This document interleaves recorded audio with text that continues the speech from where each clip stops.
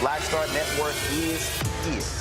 Oh, no punches! I'm real revolutionary right now. Support this man, Black Media. He makes sure that our stories are told. Thank you for being the voice of Black America, Roland. Stay black. I love y'all. All momentum we have now, we have to keep this going. The video looks phenomenal. See, there's a difference between Black Star Network and black-owned media and something like CNN. You can't be black-owned media and be scared. It's time to be smart. Bring your eyeballs home. You dig?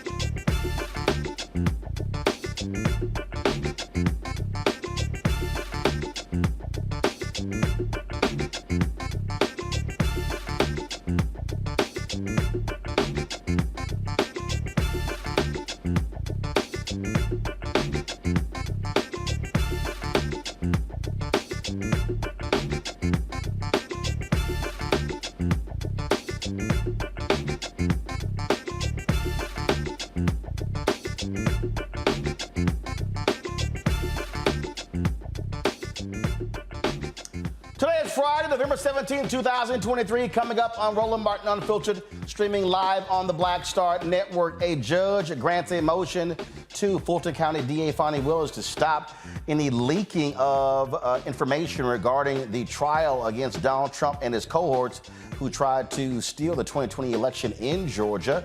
Also, one of those individuals, well, the brother, he may be going back to jail for witness intimidation. We'll talk to a former assistant district attorney who's now an attorney there in Atlanta about all of the things happening this week in Fulton County. Folks, runoff election in Louisiana Saturday. We will talk with the head of the Louisiana Democratic Party, who's been under fire for their performance. We'll also talk with the candidate for Secretary of State. Also, folks, a lot of other issues we're focusing on, including a hot topic since Thursday, and that is the shocking accusations against Sean Diddy Combs in an explosive lawsuit filed by a former girlfriend, Cassie. We'll give you those details. And also the NYPD announces he is not under criminal investigation, so you definitely want to check that out. And also, y'all, there's hilarious video. So y'all been hearing all these people talk about how where places you can't take women on first dates. Well, this black mama done had enough. And man, did she post a video that has gone viral calling out a whole bunch of sisters who she's saying trying to freeload off her son and other men. I'm gonna show that to y'all. It's time to bring the funk on Roland Martin Unfiltered on the Black Star Network. Let's go. He's got it.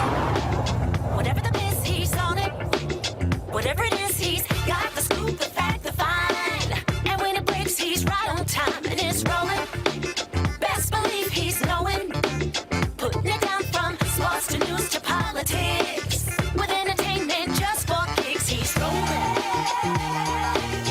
It's on go, roll, y'all. It's Roland Martin, yeah. Rolling with Roland now. He's funk, he's fresh, he's real, the best, you know he's Roland Martin now.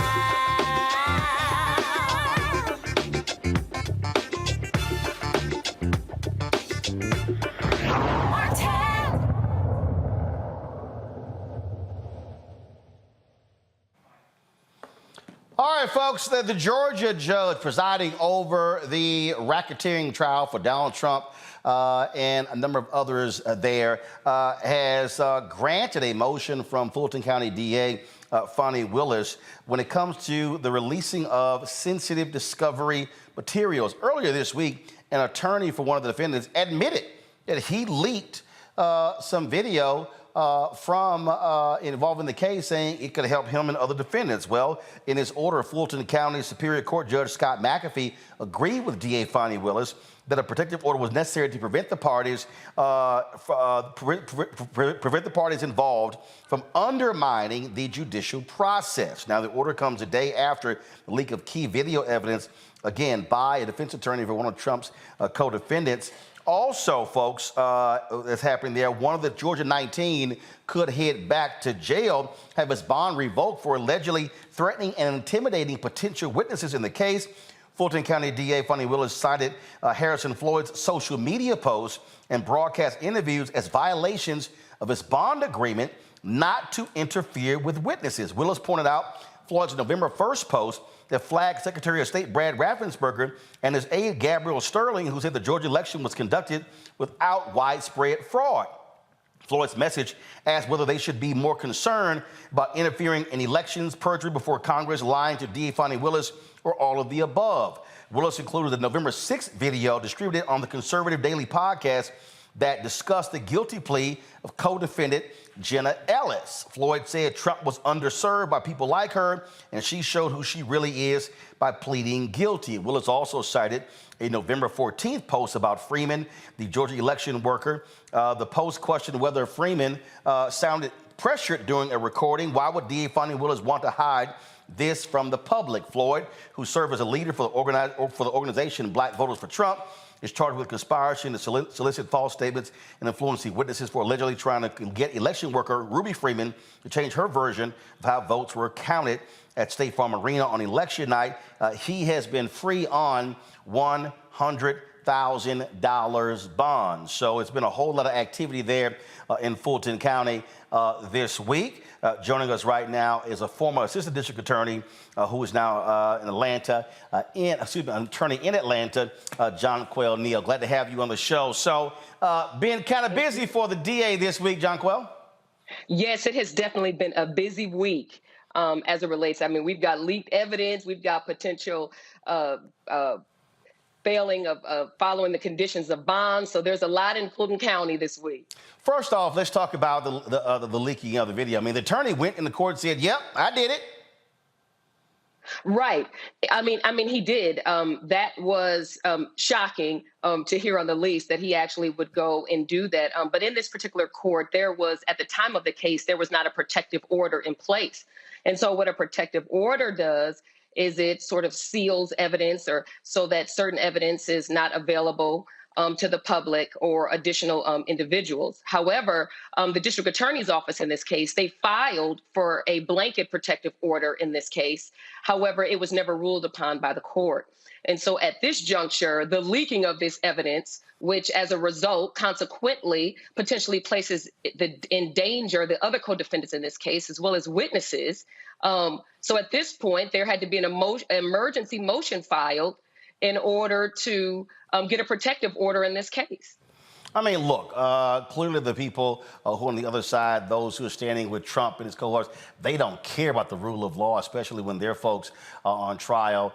You've got this dude, Harrison Floyd, you know, who is just been way out there. You know, Willis has secured 3 guilty pleas from 3 of the top folks there, but these other folks, they're making it clear, you know what, we're going to stand with Trump, act like Trump, and likely go down with Trump. Well, and you know what? You have a point there, Roland, as it relates to Harrison Floyd. I mean, this is serious. I mean, it was a specific condition of his bond that he is not to have any communications about this case. And it is blatantly apparent on Twitter that he has repeatedly put out his version of what the facts of this case. And secondarily, one of the charges in the indictment is about the intimidation of Miss Ruby Freeman. And it is a stay-away order of one of his bond conditions not to intimidate any witnesses in this case. And by repeatedly, not once, not twice, but by repeatedly going on Twitter, making comments and references about Miss Freeman, you know, who has already had to go into hiding, who has made public statements about her safety being in trouble, is problematic. Hence why there is a hearing coming up in this case. So, well, you know what, I'm telling you, I think that Harrison, I think what he's doing is just using the Donald Trump strategy of let me just act a fool in court and flout it, and let's see what y'all gonna do. Well, and you know what? You have a good point there. And guess what? The one thing about him is that he is not Donald Trump, and there is a motion to revoke his bond. And there is evidence out there that the conditions of his bond have been violated. And Judge McAfee, I mean, he has the authority that if he finds that there's sufficient evidence that his behavior has been in violation of these bond conditions, he will go back to jail. And he's going to remain there until trial unless there is some kind of new condition. His lawyer can file a motion to reinstate his bond. There's some kind of new evidence or new reason to be able to do so. And so you're absolutely right. This is similar conduct. And in addition to that, right, we've got these postings that are telling his events of how the facts happen in the case. I mean, that's, while he may think that that's helpful to his case, it could also be inherently harmful to his case. And so there's a lot of different issues at play here. And by the judge specifically granting this protective order, when it comes to a trial, you know, when you're having a trial in the four walls of a courtroom, the judge makes a determination on what evidence is admissible and inadmissible. Not the lawyers, not the leaking of evidence, and certainly not the defendants charged in this case. And so at this juncture, Judge McAfee is by instituting this protective order, essentially saying he is going to remain the arbiter of what evidence will be admissible in this trial. My panel, Michael Imhotep, hosts African History Network show out of Detroit. Suzette Speaks, attorney and host the Suzette Speaks show out of Miami. Matt Manning, civil rights attorney out of Corpus Christi. Matt, I'll start with you. Again, these folks don't give a damn about the law. They all are following behind that corrupt, thuggish MAGA leader, Donald Trump. Yeah, you're right. But I think she's right, and he is not Donald Trump. So if his playbook is to try to play the Trump game, he's shooting himself in the foot because he's not making any fans. Although I will tell you, I might be the dissenting voice on this, but I'd be interested in seeing those exact bond conditions because I don't know that this is violative of bond. It seems to me to be kind of an attenuated argument that he's roundaboutly trying to intimidate these witnesses without something more direct. Generally, when you see witness intimidation, it is direct. Posting something about something a witness may have said, I don't know. Maybe Judge McAfee gets there, but I think there may be some constitutional questions about whether, in fact, that is a motion to revoke bond, unless, as she mentioned, there's an express condition of bond that doesn't allow him to talk about the case, which is still a constitutional question. But in any event, I don't know how far that is going to go. As it relates to the leaking of evidence, that's kind of an interesting question. In this day and age, you know, cases get tried in the court of public opinion well before they ever get tried in an actual court. And the reason I think that's important is because in Georgia, just like here in Texas, there is a trial publicity rule that puts on lawyers a specific duty not to say anything outside of court or disseminate anything outside of court that could have a material effect on the proceeding. So the fact that the lawyer owned up to it and said it was their team, I think could potentially be problematic if the court were to find that that had a material effect on the proceedings. But the problem with that is that the punishment under Georgia law is only a public reprimand. So they really might have thought, look, the juice is worth the squeeze. Go ahead and say what you want to say, poison the jury pool, and hopefully we'll get some people on there who've seen evidence before that evidence comes before the court in the actual trial, and we'll get where we want to go by poisoning witnesses. I don't think they should do that. I don't think that's ethical, but I don't know if the rules really have any real remedy for that dissemination of evidence. So it's all interesting, but as it relates to his bond conditions, I'm not sure. I don't know if they get there with that, but not having read them, I don't know, if that's sufficient under his bond conditions. Suzette? Yes, good evening, Roland. Thank you for having me. And I practice in Florida, although I practice civil litigation. So I'll leave it to the criminal lawyers to tell me how procedurally everything works in Georgia. My question for Janquel is, we've heard a lot about these First Amendment protections as it applies to witnesses. Particularly Donald Trump has been one to say that he is within his First Amendment right to be talking about the trial and to be intimidating other witnesses, etc. Have we heard this from Harrison Floyd? And do you feel that it applies in this instance, or are there limitations to what he cannot say? Well, to answer your question, and certainly to go back, it's an explicit condition of the bond condition of Mr. Floyd, and it says on subsection 7 that the defendant shall not communicate in any way, directly or indirectly, about the facts of this case with any person known to him or her to be a witness in this case, except through his or her counsel. And so while, of course, all of us have a First Amendment right of free speech, right? I mean, everyone has the right of free speech. But however, when you are under a court order, that specifically defines and lays out what limitations that there are as it relates to what you can do while you are out on bond. Michael. All right, Jonquil. We've seen three of Trump's former attorneys here, Kenneth Chesebro, Jenna Ellis, as well as that crazy woman, Sidney Powell, all plead guilty to various charges. They're part of these 18 co-defendants. Talk about how devastating it is for somebody like Harrison Floyd, when you have three of the architects of this conspiracy who are attorneys also, who pled guilty. How damaging could this be to somebody like Harrison Floyd, who is also facing another felony charge as well, previous to this case? Well, let's be clear. He ain't got no law degree. So they trying to. Oh, yeah, I understand. Yeah, no, what I'm saying is they trying to protect that law degree. John Quell, go ahead. Right. Yeah. So as it relates to, it's my understanding as it relates to what the leaked footage of the evidence that of these proffers that these four co-defendants, I think you asked me about the attorneys specifically, gave, is that number one, that those were kind of inaudible. They were majority inaudible. The specific portions that were audible and that have been reported on by the press, they don't make any specific mention to Harrison Floyd that we know of at this time. So it's very unclear as it relates to what specifically their proffers and what information they have and how that directly impacts Mr. Floyd. Well, I tell you what, if he better watch out trying to play games because again, you can play with the court all you want to, but they're gonna show you real soon. And he's free right now. His butt could be back in jail. Everybody hold tight 1 second. We come back. Diddy's former girlfriend files an explosive civil lawsuit against him. We'll talk about that next right here on Roland Martin Unfiltered on the Black Star Network. Grow your business or career with Grow with Google's wide range of online courses, digital training, and tools. Gain in-demand job skills with flexible online training programs designed to put you on the fast track to jobs in high-growth fields. No experience is necessary. Learn at your own pace. Complete the online certificate program on your own terms. Stand out to employers, get on a path to in-demand jobs, and connect with top employers who are currently hiring. Take one professional career certificate program or all 6.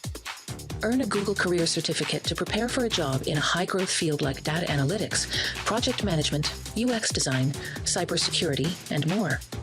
All professional career certificate programs must be completed by December 31st, 2024. Scan the QR code to complete the application. There are 1,000 scholarships available. Grow with Google and J. Hood and Associates. Be job ready and qualify for in-demand jobs. Next on the Black Table with me, Greg Carr, we welcome the Black Star Network's very own Roland Martin, who joins us to talk about his new book, White Fear, how the browning of America is making white folks lose their minds. The book explains so much about what we're going through in this country right now, and how, as white people head toward becoming a racial minority, it's going to get, well, let's just say, even more interesting. We are going to see more violence. We're going to see more vitriol because as each day passes, it is a nail in that coffin. The one and only Roland Martin on the next Black Table, right here on the Black Star Network. Hello, I'm Paula J. Parker. Truly proud of the Proud Family, Louder and Prouder on Disney+. And you're watching Roland Martin Unfiltered.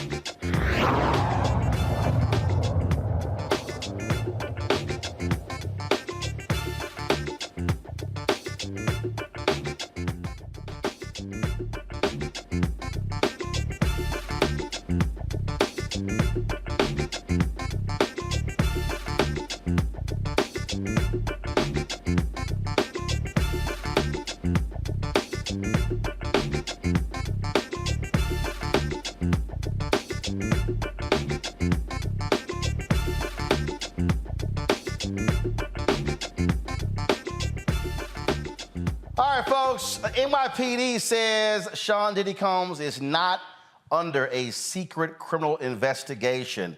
That was a result of a police spokesman yesterday saying that was the case. They came back today, said that is not true. This was on the heels of an explosive federal lawsuit filed against him by a former girlfriend. She goes by Cassie. Her full name is Cassandra Ventura. She filed this lawsuit accusing him of physical rape, abuse, and sex trafficking.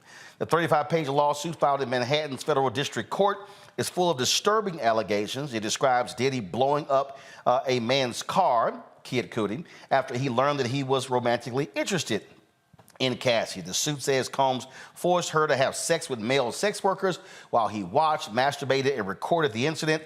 It also alleges that he encouraged her to drink excessive amounts of alcohol and abuse drugs while first forcing her to get illegal prescription medications for him. She released the following statement about her suit. After years in silence and darkness, I'm finally ready to tell my story and to speak up on behalf of myself and for the benefit of other women who face violence and abuse in their relationships. With the expiration of New York's Adult Survivors Act fast approaching, it became clear that this was an opportunity to speak up about the trauma I've experienced and that I will be recovering from for the rest of my life. New York State's Adult Survivors Act allows sexual abuse victims to file civil suits against their alleged assailants after the statute of limitation has expired. Now, Diddy's attorney, Ben Brofman, released this statement. Mr. Combs vehemently denies these offensive and outrageous allegations. For the past 6 months, Mr. Combs has been subjected to Ms. Ventura's persistent demand of $30 million under the threat of writing a damaging book about their relationship, which was unequivocally rejected as blatant blackmail. Despite withdrawing her initial threat, Ms. Ventura has now resorted to filing a lawsuit riddled with baseless and outrageous lies, aiming to tarnish Mr. Combs' reputation and seeking a payday.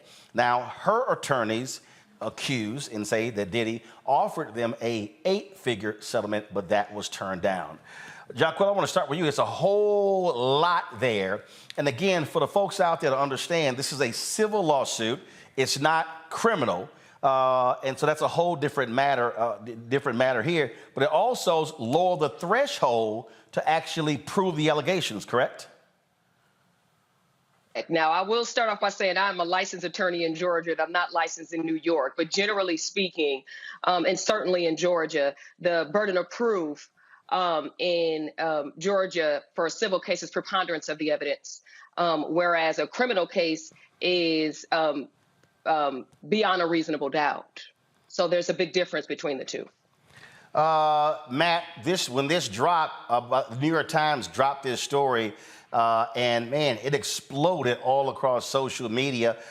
Then all of a sudden, the folks began to make other statements, other individuals who accuse Diddy of things in the past. This is one of those stories that it has everything for entertainment media: sex, drugs, abuse, you name it, high-profile individuals, rich folks. And so this is definitely one that people are talking about.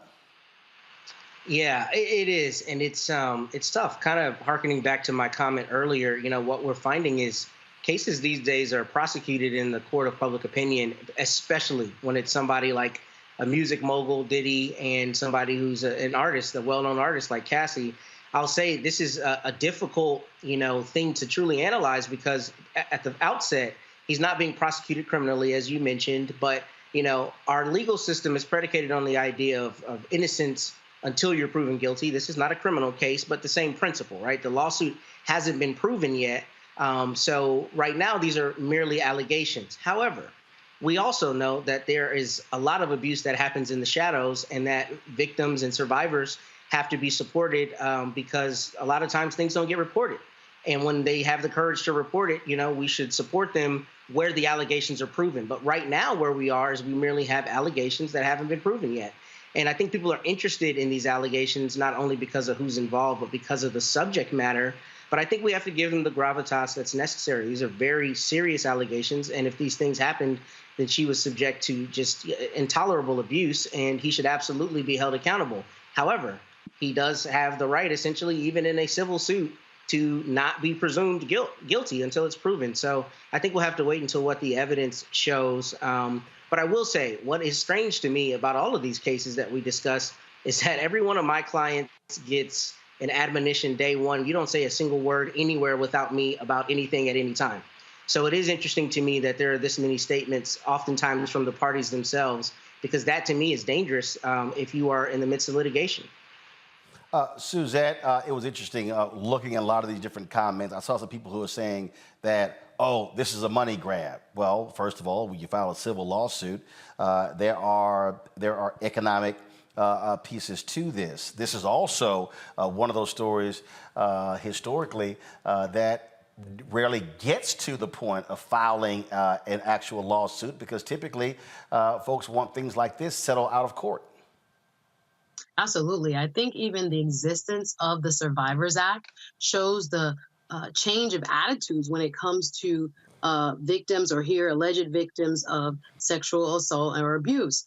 We see now that people have a deeper understanding that sometimes people do not come out right away. She was in a 10+ year relationship with Mr. Combs. And again, according to her, pleading, again, he hasn't filed any responses yet. This is what, in her version of the facts, occurred. So again, I do agree that, again, he's innocent until proven guilty, but I do think the attitudes towards people who have suffered, men and women who have suffered this type of abuse, are changing. And that's why we see laws like this being utilized in the civil litigation side to say, you know, I have suffered this type of damage and I would like to be compensated for it. So we'll see as things proceed. I don't know, there could be even a settlement. Sometimes these things don't even make it to trial. But again, we are seeing more of a pattern where folks are a little bit more accepting of people not necessarily, coming out with allegations concurrently as they're going on,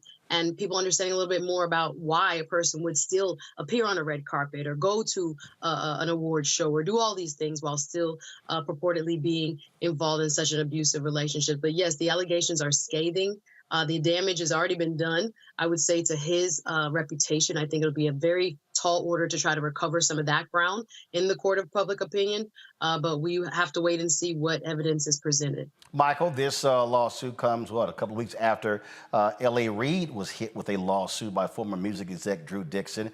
This is the story that appeared in the New York Times. And again, this particular act here is what opened the door for it. That is the Adult Survivors Act. Yeah, Roland, this is, I read the article from NBCnews.com as well as the one from the New York Times. And I looked at a lot of these allegations, and right now it is true that these are just allegations, but these are devastating allegations. I know you opened and talked about, these are maybe types of stories that some people like to hear, or they're in entertainment. These are sickening allegations, okay? But once again, this is a civil lawsuit, has to be proved in court. Preponderance of the evidence. So we'll see how this goes. One thing that's interesting for the people who say this was just a money grab, I don't know at this point, but according to one of her attorneys, Douglas Wigder, she turned down an 8-figure settlement. And she's suing apparently for $30 million in damages. But hopefully we get to the bottom of this, whether this is true, false. Some of the allegations are true, others are false. But this is something that you really hate to see. Jonquil, the thing here, you have a lawsuit filed against Diddy, but as you read this here, listen, it's a whole bunch of people who are in his world who are likely having to lawyer up as well, because they may be called for depositions if they were present for any of these alleged incidents. Yes, I mean, you're absolutely right.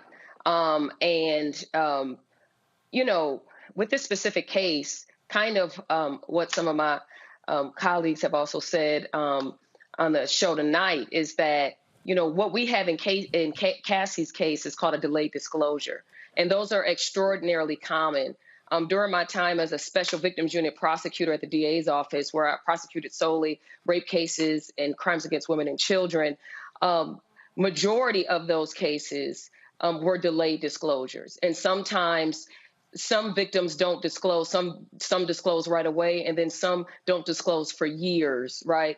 And then just think about the public nature of what's involved with who she is and who he is. And also to kind of add to what he said about, is this just a money grab? Think about what she knows, what she's going to have to go through by making these very, very public allegations against Diddy, or what he calls himself, ironically, what he calls himself now is Love, which is ironic as it relates to the allegations that she is making against him. And certainly you're absolutely correct as it relates to the individuals that are in his camp or that may have been witnesses. I suspect that if this case does go to trial, that Cassie's attorney are going to subpoena all witnesses, whomever would be able to corroborate some of the things that she's been through. All right. Well, we'll see what happens next. Jonquil, we certainly appreciate you joining us on today's show. Thanks a bunch. Thank you for having me, Roland. Have a good night. All right. Got to go to a break. We come back, folks. Lots more to talk about. Louisiana Democrats are trying to save as much as they can, and that is the dignity after blowouts in the primary. They got 3 runoffs tomorrow. Let's see what happens. We'll be talking to one of the candidates for Secretary of State. Plus, we'll be talking with the head of the Louisiana Democratic Party, who was under fire from all quarters in that state. Also, we will talk about one of the things that's happening, and we've had these stories before, where we've talked about land grabs in this country, what is happening to African Americans in many of these places. Well, ProPublica has a particular story that deals with a variety of state universities uprooting black communities. Right. We've seen this all around the country. And we're going to talk to the reporter in this case right here as well. And so it's amazing, again, when you start hearing what happened to black folks, and now we are hearing the results of that. So people talk about black wealth and lack thereof. A lot of that because black land was straight up stolen, the communities were broken up, and homes were sold. Folks, you're watching Roland Martin Unfiltered on the Black Star Network. Be sure to support us in what we do. Joining our Bring the Funk fan club, your dollars make it possible for us to do what we do. And so when you give, it goes to support our independent journalism, how we broadcast, our staff, you name it. Send your check and money order to P.O. Box 57196, Washington, D.C. 20037-0196. Cash App is $RM Unfiltered. PayPal is R Martin Unfiltered. Venmo is RM Unfiltered. Zelle, roland@rolandsmartin.com. roland@rolandmartinunfiltered.com. We'll be right back.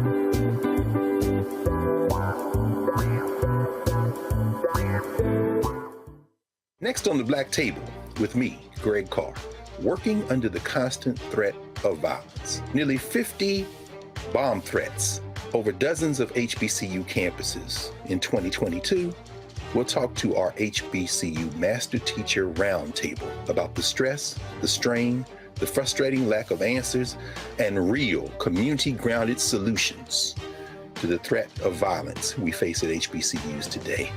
Join us for the Black Table, only on the Black Star Network. When you talk about blackness and what happens in black culture, we're about covering these things that matter to us, speaking to our issues and concerns. This is a genuine people-powered movement. There's a lot of stuff that we're not getting. You get it, and you spread the word. We wish to plead our own cause. Too long have others spoken for us. We cannot tell our own story if we can't pay for it. This is about covering us. Invest in black-owned media. Your dollars matter. We don't have to keep asking them to cover our stuff. So please support us in what we do, folks. We want to hit 2,000 people, $50 this month, raise $100,000. We're behind $100,000, so we want to hit that. Y'all money makes this possible. Checks and money orders go to P.O. Box 57196, Washington, D.C. 20037-0196. The Cash App is $RM Unfiltered. PayPal is R Martin Unfiltered. Venmo is RM Unfiltered. Zelle is roland@rolandsmartin.com.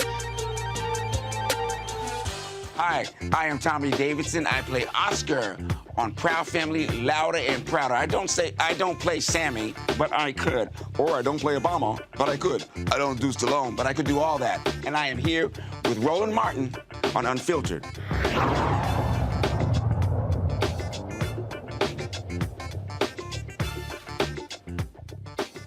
ProPublica and the Virginia Center for Investigative Journalism did a series detailing how Virginia universities have pushed out black families, sometimes using eminent domain to make room for dormitories, parking lots, laboratories, and other facilities. This process widened the racial gap in home ownership and the loss of black-owned land. One Virginia lawmaker is pushing for a task force to examine the damage that was done to black communities and how much the state universities have displaced African Americans. Delegate Dolores McQuinn joins me now from Richmond. So glad to have you here, Delegate McQuinn. This is, again, I don't think people really understand how significant this is, because when we talk about black wealth, we talk about wealth in this country, it has largely been through home ownership, being able to be passed from one generation to the next. And so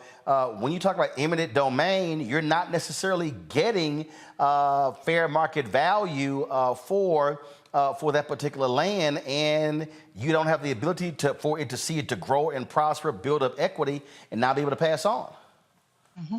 You're absolutely right, Roland. And let me first of all say thank you for this opportunity, and thank you for all the work that you have done and how you make certain that the unadulterated truth is told about history. But you're absolutely right. For Black people, land ownership was one way of establishing, or a pathway to establishing generational wealth. And that opportunity was taken from us as land was unjustly confiscated from us. And, the truth about the matter, and people say, how did you get engaged in this or involved in this? Oh, I was going from community to community, talking to African Americans and hearing the same story over and over again about land being unfairly confiscated, they getting unfair market price for land that was taken from them for generations that had passed. And I am like, this is once again a miscarriage of justice. And I'm in a position now that I could possibly do something about it, and I refuse to dismiss it.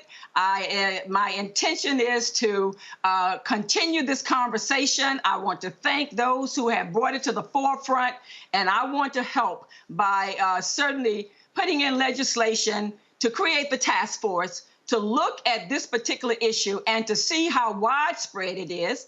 And of course, I already know that it was very widespread, but we need to think about how do we begin to repair some of the damage that has been done to Black families in Virginia. And you and I both know across this country, the same thing has happened. Well, absolutely. And the reality is, in many cases, these are state universities. And so We're talking about the state action here. And if it shows that it was used in a negative way, those Black families should be compensated. Absolutely. In many ways, you're talking about the conspiracy issue. I mean, you had legislators, you had lawmakers, you had individuals with college presidents. It was almost a cahoots that people were in, and to go about again unfairly confiscating this land, and then not thinking that African Americans deserved fair market price for it, but not only that, they deserve to have their land that many of them have worked extremely hard for, and so that they could pass it on to the next generation. One of the things that we have had in our favor, as we looked at all we have gone through from enslavement of Africans through the Reconstruction period to Jim Crow, one thing we've had in the faith, if you had something, the thought was we could pass it on to the next generation. And so many families did not have that opportunity because of what universities did, but not only universities, the Army, you had airports. I mean, any of these institutions that were able to go in and, again, through eminent domain, take this property from Black families, they did that, and including my family. And so what can we do about it? Well, first of all, we certainly need to sit down, at the table, along with many of these individuals who are now seated at places that could bring about a paradigm shift. We need to sit down, have the conversation, and then move forward in terms of how do we bring some form of resolution to what has happened in the past. And not only for this, but other issues as it relates to the way African Americans have been treated and been unable to do anything about people violating you in this manner. Questions from the panel. I'll start with you, Matt. Okay, so Delegate McQuinn, thank you for doing this work. I have a case very similar to this, not in the university context, but this happens to our people around the country. So my question to you is this. I know you're putting together a task force, and presumably that task force will have ideas on how to, the reparative remedy. But my thought is this, my question is this. What is the thought about how to compensate those who, for instance, had their houses purchased at below what the appraisers came in, significant percentages, as opposed to those who have lost in perpetuity, basically the equity on property?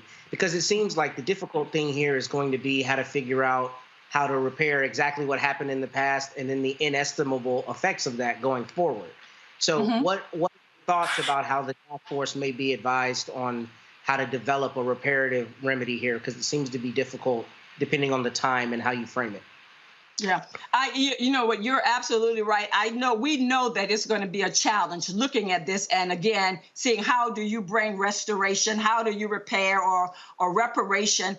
But I think the first step is the direction that we're moving in the state of Virginia of establishing, again, the task force that would look at how families were uprooted, when it happened, how it happened, and then procedurally, there are a multiplicity of things that I think we could start doing in terms of going down this road to bring, again, some restorative justice. There are certainly scholarships. There are ways of, and I know the land may not be able to be replaced, but houses, and making certain that families that have not had access to having these certain kind of opportunities. How do we look at how they have been impacted by it, how generations have been impacted by it, and then again through the task force, many ways of addressing this issue. And I know we're going to have to go back generations, but I think the first step is let's sit down and let's begin to have this conversation, and then make certain that the universities they're at the table. Other legislators are at the table. People on the federal level are at the table. One of the things that I know is being done, that has been done now, President Biden, who's put in $1 billion to look at the way communities have been divided through constructions, through highways that have gone through various communities. Those are, and it may very well be some opportunities there with those funds that he has certainly put in place to be used, this pool of money, to reconnect families and reconnect communities. So I think there are many ways. We have not sit down. This task force has not been established yet, but I am certain, just based on individuals that I've already talked to, they're going to come with many of suggestions in terms of how we address these particular issues. Suzette? Thank you again, Delegate McQuinn, for what you're doing. This sounds to me like in the South African model, the Truth, Justice, and Reconciliation commissions that were held, that we need to put into the record of state government what exactly happened. That way we can start moving towards a remedy. My question to you is, what do you think the schools' positions have been or will be? I know in cases such as Georgetown, where they had explicit ties to owning slaves and other institutions, there are several here in Virginia, public and private. I've seen UVA mentioned, Old Dominion and others. Have they put out any responses? Are they open to, I've seen that one president was talking about walking through the old neighborhood. Okay, thank you for the walk. But what are we really doing, and where are they? Are they kind of moving ahead on this issue without the task force? Or what is their current position? You know, there are some promises here that I think promising, initiative. On Monday, one of the administrators from the university came to me and said, Delegate McQuinn, you know, what you are exploring, we stand with you. As an administrator at the university, we want to do whatever we can to help. And they did inform me that they were already looking into some things, but they said the decisions have been made to make certain that they're at the table to help bring about some kind of resolution. And so that to me is relatively promising, but it remains to be seen what will be done. I'm going to take them at their word, and I'm going to certainly hold everybody accountable in terms of helping us to get to a place where these families feel that there's some kind of restitution. Michael? All right, Delegate Dolores McQuinn, thanks for your effort in this. And this is an example of how history is leading towards legislation to help repair this type of damage. I know this is a work in progress, and there have been a series of articles from ProPublica and the Virginia Center for Investigative Journalism. But have you heard any estimates about the dollar amount in lost land value that has been stolen from African Americans and maybe lost wealth? Any estimates? And secondly, very quickly, what has been the response in Virginia, where we know in August 1619 those 20-odd Africans were taken into Virginia? What has been the response from Virginians surrounding this revelation? Well, you know, let me answer the first question. The last question first. The response has been good. The response has been good. And a part of this came about because of families that were represented that are in the district in which I represented, who was bringing to me information about how land was taken, information about them owning land, and even up into the early 2000s, how some land that was a part of the family's land that had been since the emancipation of slavery, and all of a sudden, because resources was not made available and they didn't have the paperwork that they needed, the deeds to the land, that the land was sold. And so this is even something that even within the last 20 years have been happening.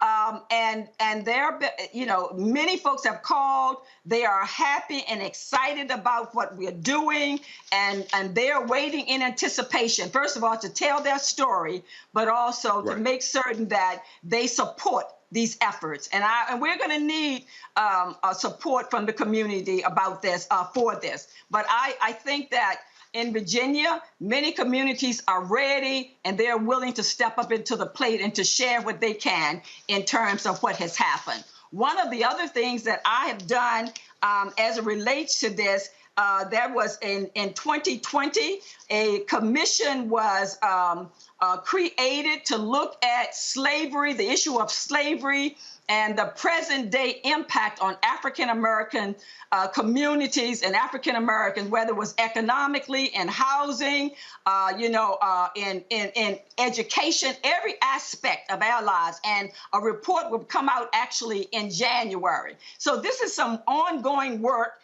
and land Right. and housing has been a part of this. And so I'm hoping that that report that comes out will also help lead us or give us some information and support in this effort for this commission. So we're well on our way. Absolutely. Keep up the good work. I think Matt had another question. Okay. Yeah, I did.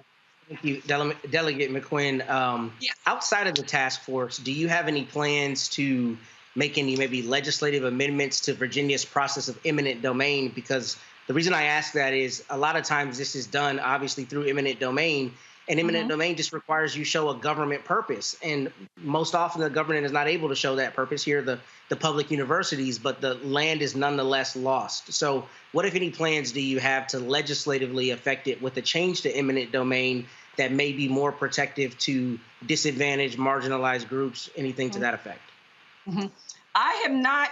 This will be based on some of the preliminary discussion. I think eminent domain will be certainly one of the components of what has been used in the past. One of those that particular element that's been used to help again unjustly confiscate and unfairly confiscate land. We will be looking at that particular issue. So that's been a part of the discussion as well. We have not come to any, again, decision yet, but certainly that has been discussed. Thank you. All right, Matt, that's it? That's it. No further. I'm just messing with you. All right, Delegate Dolores, we certainly appreciate it. Thanks a bunch. Keep up the good fight, and let's hopefully our people can get some justice, delayed justice. Absolutely. Thank you, sir, and thank you for this opportunity. Appreciate it. Thanks so much. Folks, going to a break. We come back. We're going to talk about how the Department of Justice, they're trying to help these jails get their act together. They've been very aggressive at going after jails and prisons to improve the conditions of inmates. We'll tell you about this DOJ initiative when we come back. Also, I got to talk about y'all. This video, you know, y'all been seeing all this stuff on social media. You can't take a woman on the first date to Cheesecake Factory, stupid, and a bunch of other stuff. Well, this black mama just got tired. She got sick and tired of a bunch of this, and so she posted a video. I gotta play it for y'all. I found it to be absolutely hilarious. We'll do that. You're watching Roland Martin Unfiltered on the Black Star Network. Hi, I'm Dr. Jackie Hood Martin, and I have a question for you. Ever feel as if your life is teetering and the weight and pressure of the world is consistently on your shoulders? Well, let me tell you, living a balanced life isn't easy. Join me each Tuesday on Black Star Network for a Balanced Life with Dr. Jackie. We'll laugh together, cry together, pull ourselves together, and cheer each other on. So join me for new shows each Tuesday on Black Star Network, A Balanced Life with Dr. Jackie.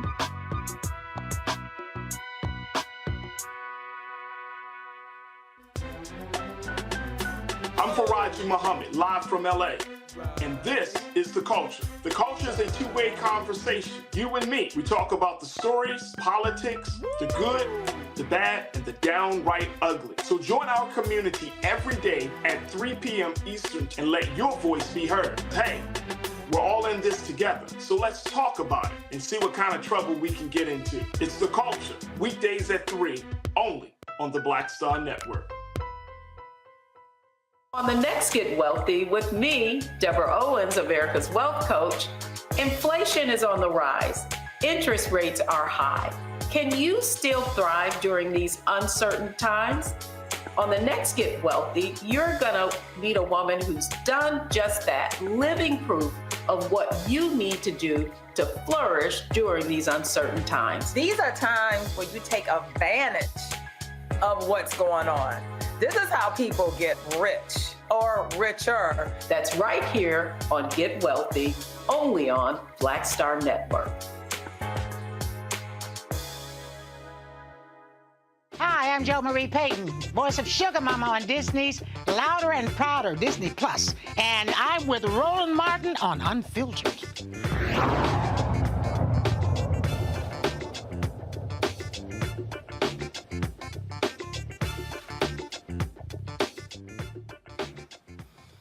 All right, folks, the Department of Justice, they have launched an initiative that they believe, or they hope will improve jail conditions, is to assist jail administrators in improving safety and standards. It's called the Jails and Justice Support Center. The mission is to help jails create and sustain safe, humane, and effective environments. The program will provide training, technical assistance, and referrals to other federal programs. The DOJ partnered with law enforcement experts to determine what sheriffs and jail administrators need. Now, the DOJ can investigate individual jails when they find patterns and practices that violate constitutional rights. The Jails and Justice Support Center aims to proactively help jail administrators deal with issues on the front end rather than investigating them on the back end, such as this. A fourth former California correctional officer who pled guilty to 6 counts of sexually abusing women inmates and 1 count of making false statements to the U.S. Department of Justice, sentenced to 8 years in prison. Andrew Jones confessed to sexually abusing prisoners between July 2020 and June of 2021 in multiple places in the Federal Correction Institution in Dublin. Jones is one of 8 FCI Dublin employees who have been charged with federal crimes involving sexual misconduct in the past 3 years. We talked about this a lot, Suzette, how the DOJ has been extremely aggressive, far more so than the Trump administration. And really even, and we said it before, the Civil Rights Division has been, frankly, the most aggressive since Robert Kennedy was Attorney General. And holding these jails and prisons to a higher standard is necessary because for so many years, decades, abuse has been allowed, and because they're inmates, people go, yeah, whatever, I don't care. Yeah, we need checks and balances of our prison system. I think a lot of us, when we hear of prison reform, we have thought foremostly about sentencing, about what happens when it comes to the charging of folks, especially of folks of color, Black folks. What are prosecutors now looking at as far as sentence guidelines, et cetera? But we also now must address prison safety. We've heard these harrowing stories coming out, even at Fulton County, people dying of bed bugs and other things that are inhumane and should not be allowed in our prison system. So I want to say kudos to the Department of Justice for trying to give, especially smaller prison systems, larger prison systems, people who don't have necessarily the expertise of how to make sure the safety of each and every inmate is guarded no matter what they're charged with. It's not an addition to their sentence for them to be treated inhumanely. I know here in South Florida, we've had several cases where people were put in hot, scalding showers, burned alive, all these kind of crazy behaviors, as the one that you just talked about out of California in Dublin. This man is basically a serial rapist, if you look at what he's been charged with, and he was a corrections officer.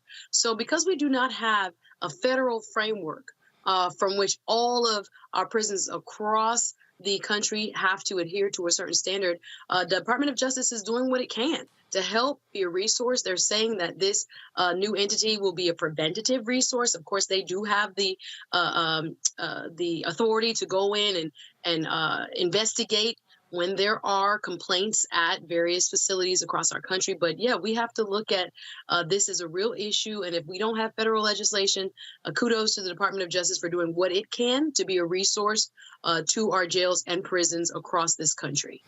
This is the thing for me, Michael. Again, this is not necessarily going to be one of those stories that gets people excited or they say, well, you know, glad to see they're doing it. But this is about accountability. And unfortunately, when we look at a lot of these stories, who's the one likely being abused? African Americans. Don't have Michael there. Let's go to Matt. Matt? Your analysis is right. But Roland, I'm not going to be impressed unless and until they actually start filing lawsuits and/or seek criminal charges against people who are treating people in jail and prison inhumanely. I like this as a political point. I like this. No. They have. No, that's what I was saying. They have. Let me tell you. The state of Texas operates 100 prisons. Okay, 100. 55 of those have limited AC. 31 of those have AC throughout the entire prison. 14 have no air conditioning. I just got hired by a family where a 32-year-old woman died in a Texas prison because her cell got over 120 degrees. The reality is jail standards already exist, and I'm glad that the Department of Justice is doing more. I think that's laudable. But they already have a Texas Commission on Jail Standards, and people routinely die in jails and in prisons, and no one is held accountable. And I'm hoping that more so than just lip service, the Department of Justice ramps it up even further, because this is one of the grossest human rights issues, not only in our society, but in the world. When people go to prison, we stop treating them like humans. And until there is really, truly accountability, I won't be impressed by even a little step up, because this is something that happens every day. People die every day. This year in the state of Texas alone, something like 13 people died in prison in the Texas Department of Criminal Justice, and they knew that those jail cells were not air conditioned. And in many of those instances, guards refused to give them water and other things that they needed to just literally be safe. So I'm hoping that this is the start of a trend where they start taking it more seriously. But this is a human rights issue that goes unaddressed all the time. And here's the question then. Well, here's the question, and that is, are federal lawsuits being filed there in Texas? I mean, I go back to if you go to my iPad here. This is the famous case. And again, I mean, the reason I can say this man's name, because I swear I heard it on the news dang near my entire life. Federal Judge William Wayne Justice, when he oversaw the Texas prison system, because it was David Ruiz who wrote a handwritten civil rights complaint against the Texas Department of Corrections that led to the federal takeover of the Texas prison system. Yeah. Is that happening?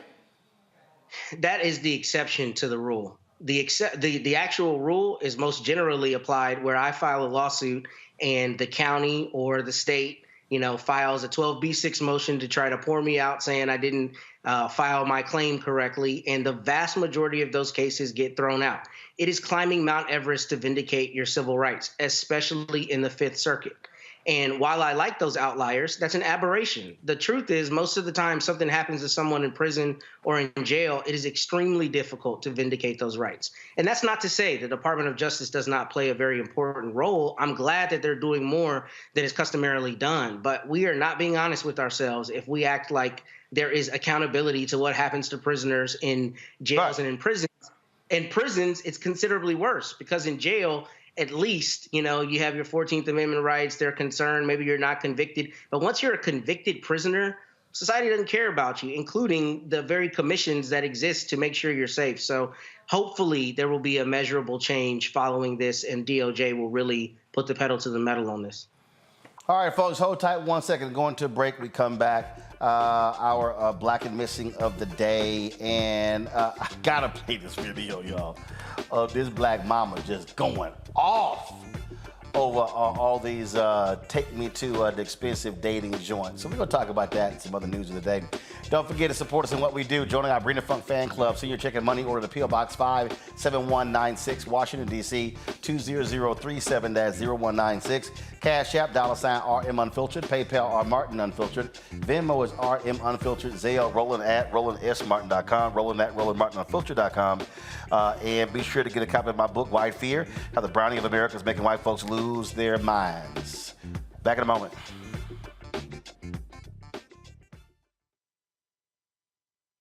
Grow your business or career with Grow with Google's wide range of online courses, digital training, and tools.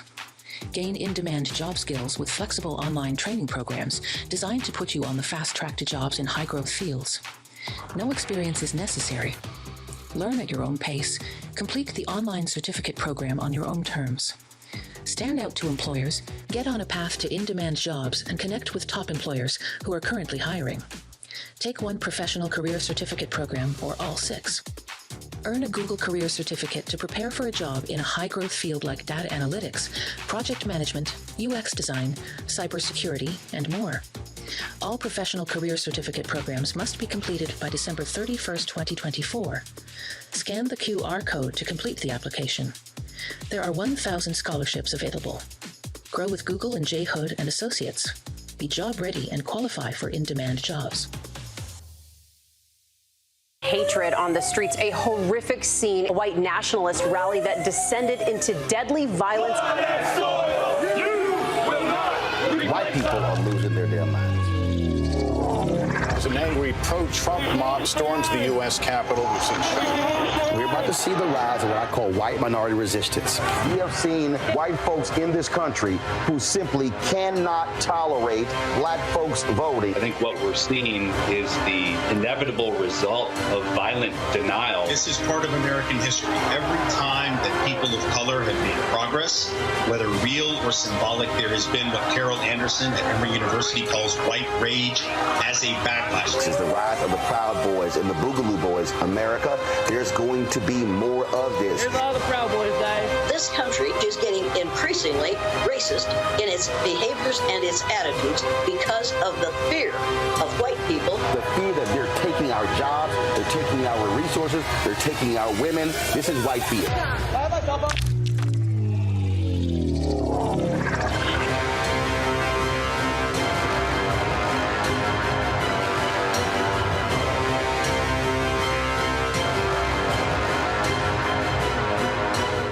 What's up, everybody? It's your girl, Latasha from the A. And you're watching Roland Martin Unfiltered.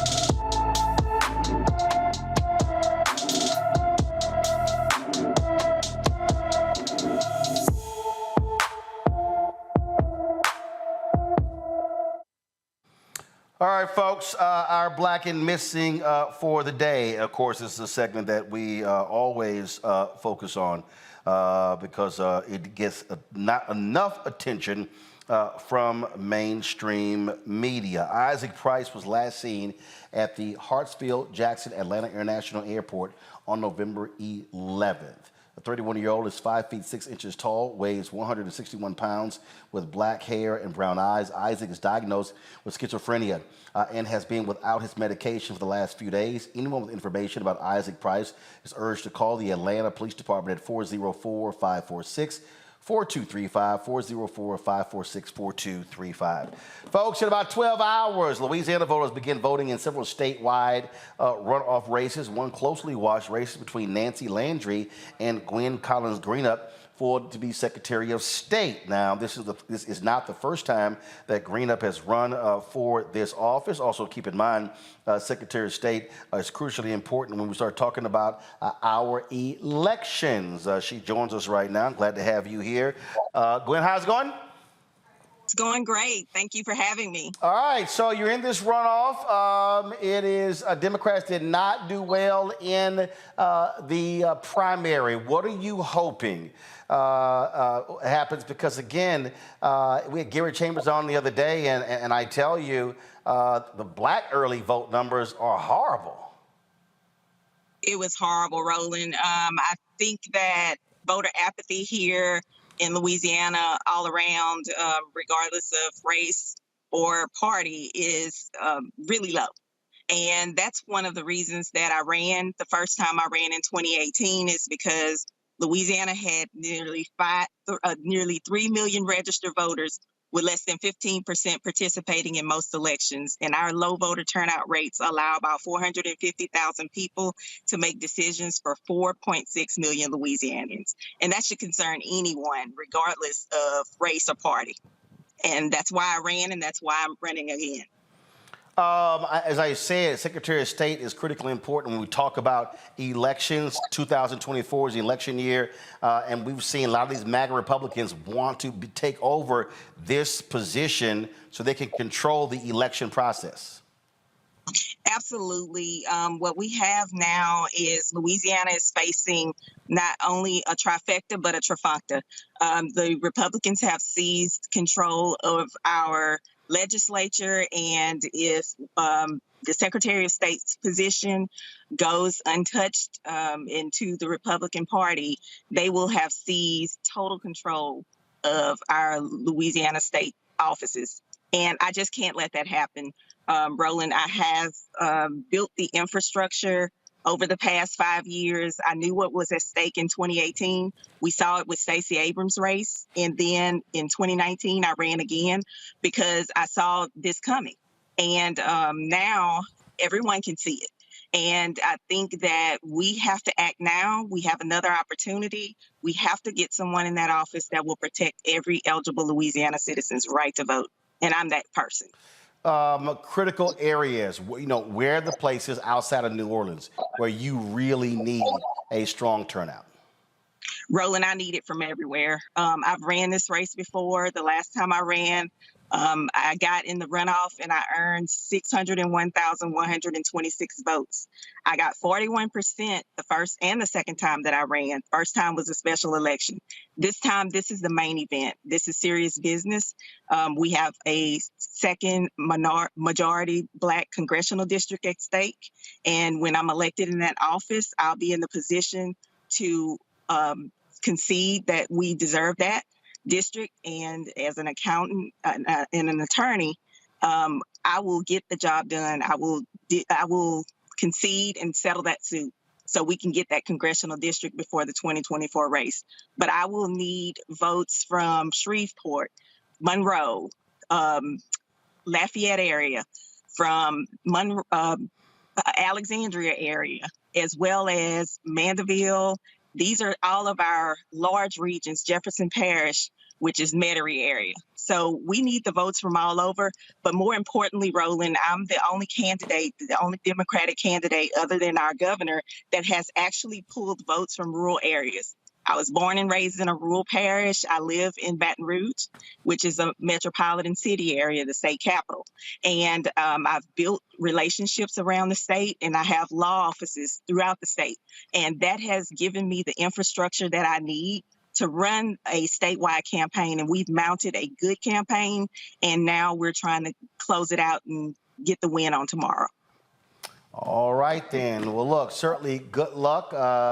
Appears if you're out there campaigning, doing this from the car, so out there trying to get as many people as possible. Folks, don't forget, voting begins 7 a.m. Central, ends 8 p.m. Central.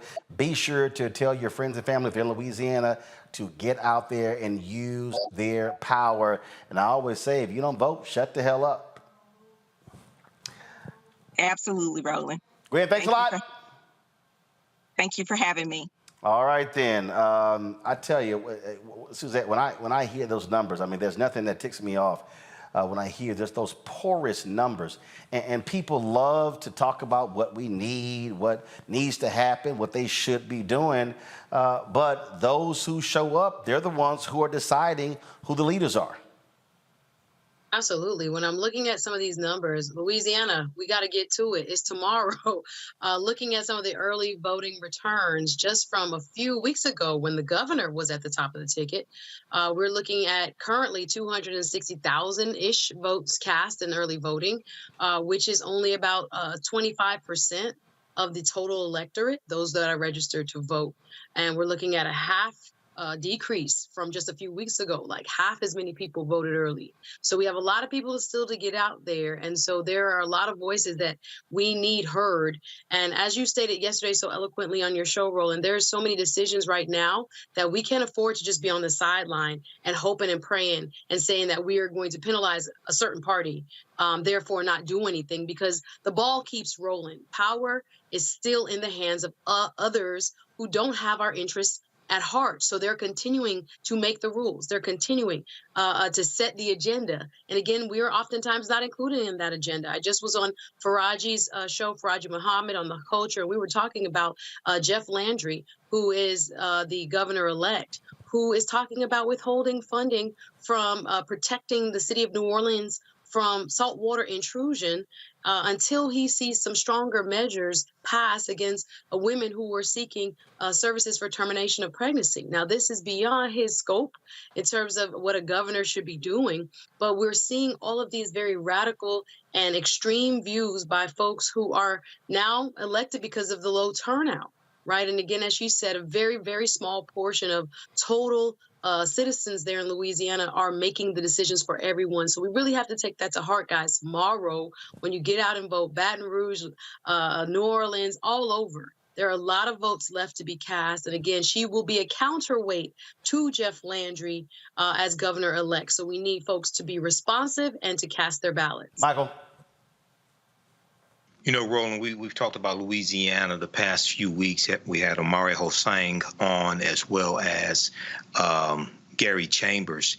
And what I see is that there's a clear disconnect, especially in Louisiana with African Americans, but also in the New York Times article that talked about how close to, I think, about 22% of African Americans say they will vote for Donald Trump. There's a clear disconnect between policies that you claim that you want and actually understanding how to get those policies put in place and who can put those policies in place. So in all this is also connected to understanding history. The conversation that we had with the delegate from Virginia is showing a clear connection between historical events and conditions, and then understanding how to address those conditions that are harming African Americans. So hopefully people, African Americans, turn out on Saturday, but we have to really focus on getting this information out to our people and connecting history, economics, law, and politics.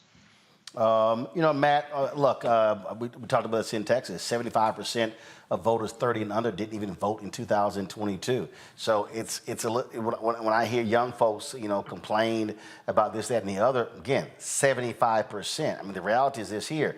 If 25% of those voters actually voted, guess what? Greg Abbott wouldn't be governor. Dan Patrick would be lieutenant governor. If they turn out in the way they should this year, Ted Cruz in 2024 won't get reelected. But saying it is one thing, doing it is another. That's exactly right. And, you know, I think obviously we're at crisis points around the country, but I think Suzette said it brilliantly that at least in this race in particular, she is needed to be a counterweight to Jeff Landry. So it's not only a matter of we need to come out and vote, which is the obvious premise here. They do. We need to come out and vote, and we need to understand that especially on the local and state level, your votes have a meaningful effect. They always do, but especially there, because if you want that pothole at the end of your street filled, you need to go vote. But in particular, when you're talking about a state that is trying to and has historically diluted the voting power of Black people, you need somebody in the Secretary of State's office who is going to make sure that Black people are not continuously having their right to vote being attacked in these parishes. Because the reality is, we're not talking the 10,000 foot level. We're talking when, you know, Big Mama goes to vote and somebody makes it hard for her to vote, or her provisional ballot doesn't count, or all the ways that happens and it gets combined into diluted power. So this sister is particularly important in Louisiana because you see right now that the Fifth Circuit of all places actually said that their map was unconstitutional and they've got to redraw it. And that shows there's an assault on Black voters and an assault on Black people's participation in democracy. So even more so than normal, it is imperative that Black Louisianans and all people who really care about right happening in our state house or their state house come out to vote tomorrow so that she's in place to protect their rights. Absolutely. Hold tight 1 second. We come back. We'll talk with the head of the Louisiana Democratic Party. She has been taking lots of incoming fire from folks angry with how Democrats have been losing there. We'll talk to Katie Bernhardt next, right here on Roland Martin Unfiltered on the Black Star Network.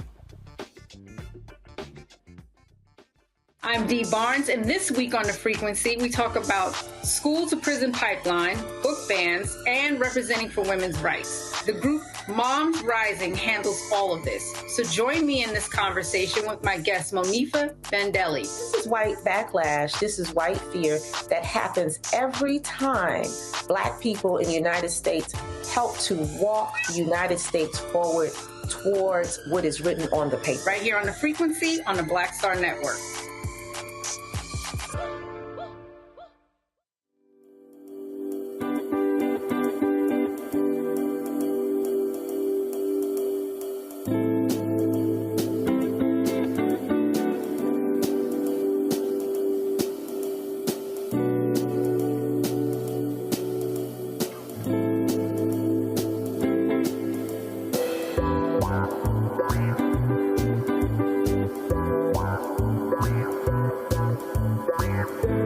On the Black Table with me, Greg Carr, working under the constant threat of violence. Nearly 50 bomb threats over dozens of HBCU campuses. In 2022, we'll talk to our HBCU Master Teacher Roundtable about the stress, the strain, the frustrating lack of answers, and real community-grounded solutions to the threat of violence we face at HBCUs today.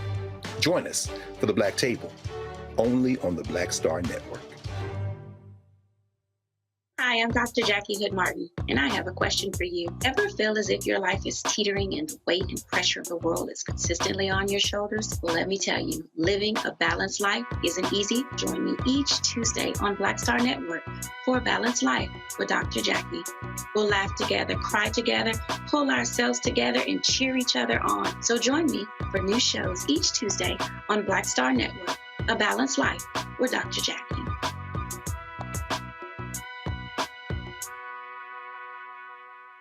My name is Lena Charles, and I'm from Opelousas, Louisiana. Yes, that is Zydeco capital of the world. My name is Morgan Chappelle. I'm from Dallas, Texas, representing the Urban Trivia Game. It's me, Sherry Shepherd, and you know what you watch. Roland Martin on Unfiltered.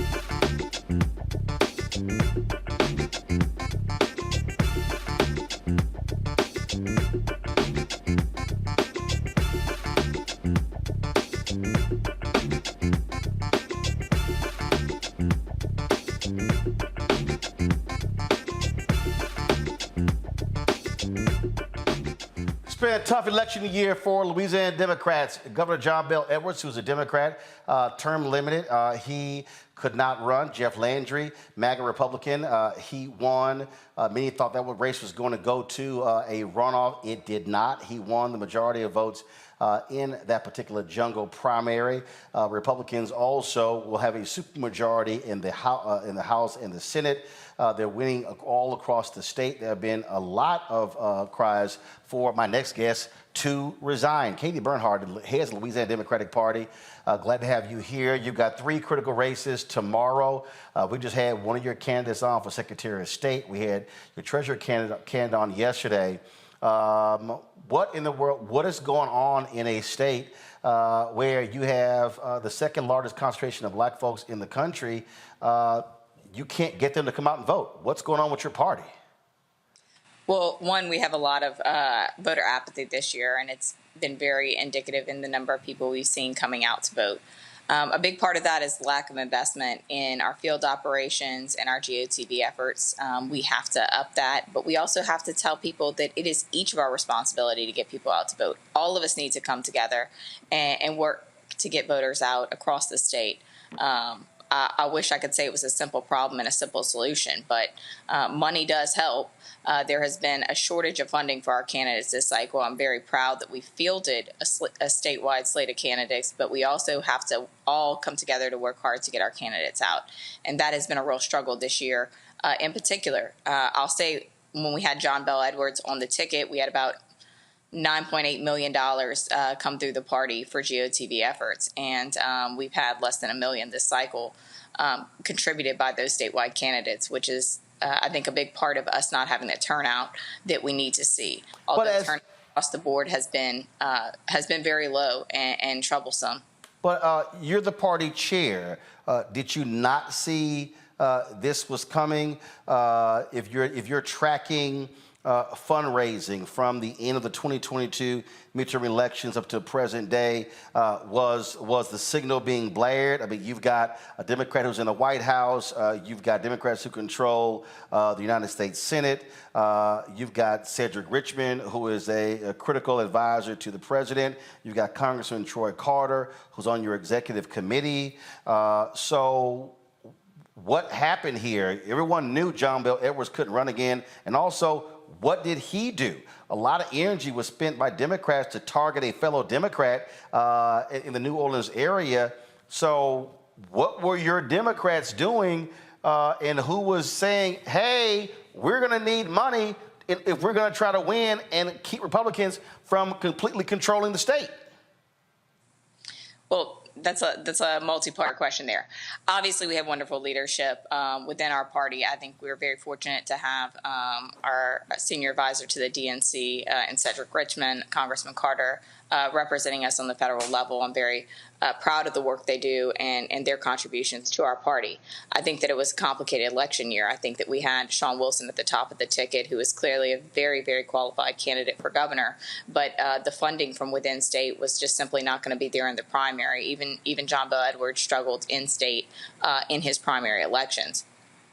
The money needed to come nationally, and that was a real struggle. Look, Sean Wilson got in with less than a year on the clock. And that is a struggle to begin with, right? We had someone that had been preparing for many, many years to run for governor in Jeff Landry. So we were behind the clock, and we worked tirelessly to get someone to run for governor.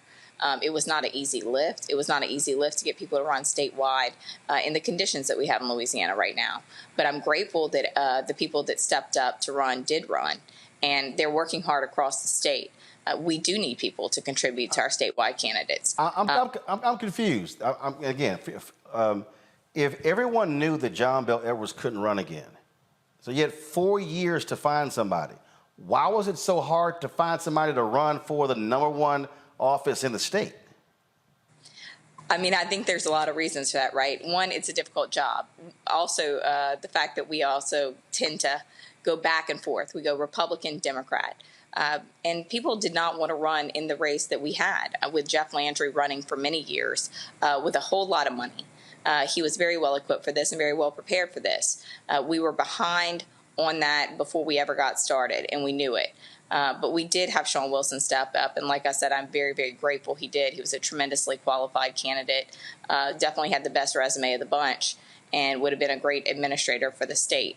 But that doesn't mean that all the money comes right away, and it doesn't mean that the national money comes. Some of the things that national donors are looking for is head-to-head polls with us winning, which is very hard to do when you get in as late as he did. When you look at how poorly, not just when it came to one race, but multiple races, normally when that happens, heads have to roll. People have been calling for you to step down. After tomorrow's runoff, are you going to quit? Are you going to resign and bring in new leadership? Because I hear everything that you're saying, but it still boggles my mind to have the number of African Americans in your state, the second largest concentration of black voters in the country, having no apparatus to turn those folks out. The reality is, if you don't get significant black turnout, no Democrat is going to win. And then for Republicans to take control of the entire state apparatus under your watch, why would folks have faith that you could lead them in 2024? Well, that's a multi-part question, too, there. But I will say, one, I'm not going anywhere, and I'm not quitting. And I think anyone who knows me knows that I'm not quitting. More importantly, we have a great apparatus here at the party, but it's not a free apparatus.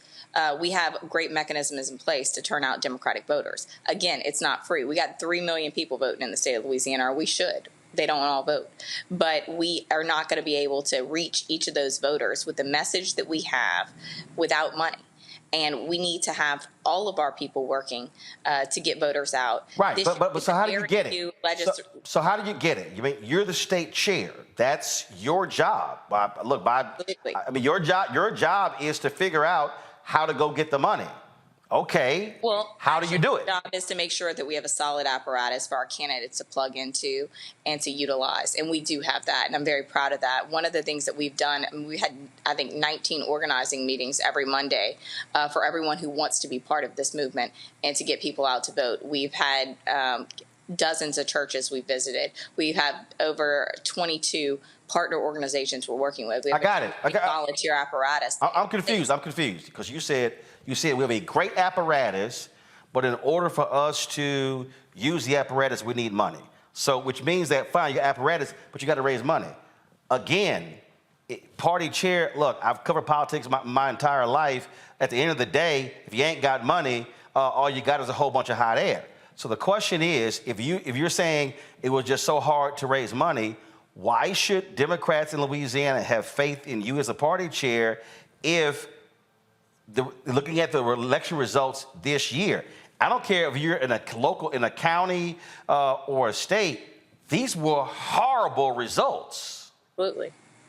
So, one, we had the best fundraising year in a non-election year in party history last year under my leadership and under me doing the fundraising, and basically just me. We did not have a professional fundraiser. We did not have a finance director. That it was me calling people, me hosting events, and me going to large donors and getting those contributions.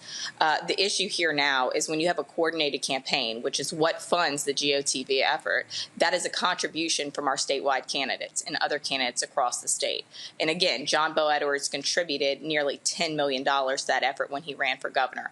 That amount of funding was not there for those candidates this cycle. The coordinated campaign is a tool used by candidates, and those candidates that are running right now have not gotten the investment they need to utilize that mechanism. How much did John Beau Edwards raise this year? I'm just curious. How much did he raise? I don't know how much John Beau has raised this year. I know how much he raised for his governor's race. No, I got you. But I'm saying that. But okay, again, this is sort of, if you're Governor John Beau Edwards and Democrats put you in office and he only won by 30,000 votes last time, did he help your party out this year? So John Beau Edwards has helped our party. He has been someone who's been very supportive. Now, is he? How much did he raise? I mean, did he raise? I'm just being straight. Listen, did he raise money for the Louisiana Democratic Party in this year's election cycle? And if so, how much?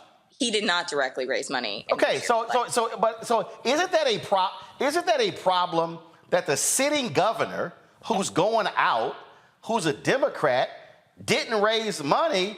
So it leaves the impression that, hell, what the hell? I'm out. I don't care about the party. I mean, you use the power of the incumbency to do that. So sounds to me like you had absolute two hands tied behind your back when the sitting governor, who is a member of your party, wasn't out there raising money for the rest of the party.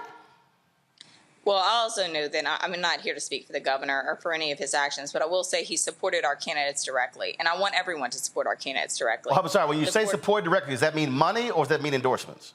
That means endorsements, but also fundraisers. So I know he hosted a series of fundraisers for Sean Wilson, immediately endorsed him, and as well for our Attorney General's candidate and for our Treasurer's candidate. So, okay, again. And I don't think the burden is on any one person, and that's why I'm saying we have to come together. There's been a lot. There's been a lot of talk, but a lot of action is needed here. No, I understand that, but the burden's on leadership. And look, I've been in and around the campaign since I was 7. My parents worked on campaigns, ran phone banks. I stood outside of polling places when I was 9 and 10 years old, handing out stuff. So frankly, I've lived and breathed this for 40 years. They worked on polls, been precinct judges, all that sort of stuff. So you name it, I've seen it. And what I'm still just confused by, I'm confused by having a Democrat who's sitting in the governor's mansion, the power of incumbency, and knowing full well you're running against a MAGA Republican who has higher aspirations. Yes, he raised a lot of money, but again, that was just this inability to really rally folks around. And so I'm still asking, if I'm in Louisiana, my maternal grandparents born and raised in Louisiana, and if I'm in Louisiana and I'm sitting here looking at the results, I'm going, I ain't got faith in the leadership. I need new leadership to figure this thing out. So if you don't win races tomorrow, what are you going to do? Because I know what it feels like being in a state where Republicans have complete control, being a native of Texas. And so right now, Republicans have complete control of Louisiana.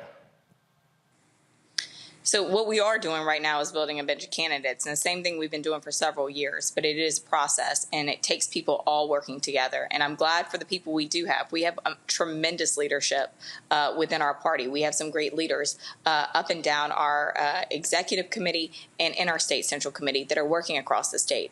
We also overcame the challenge of not having legislative races in most of our majority-minority seats. That was a tremendous burden for us this cycle.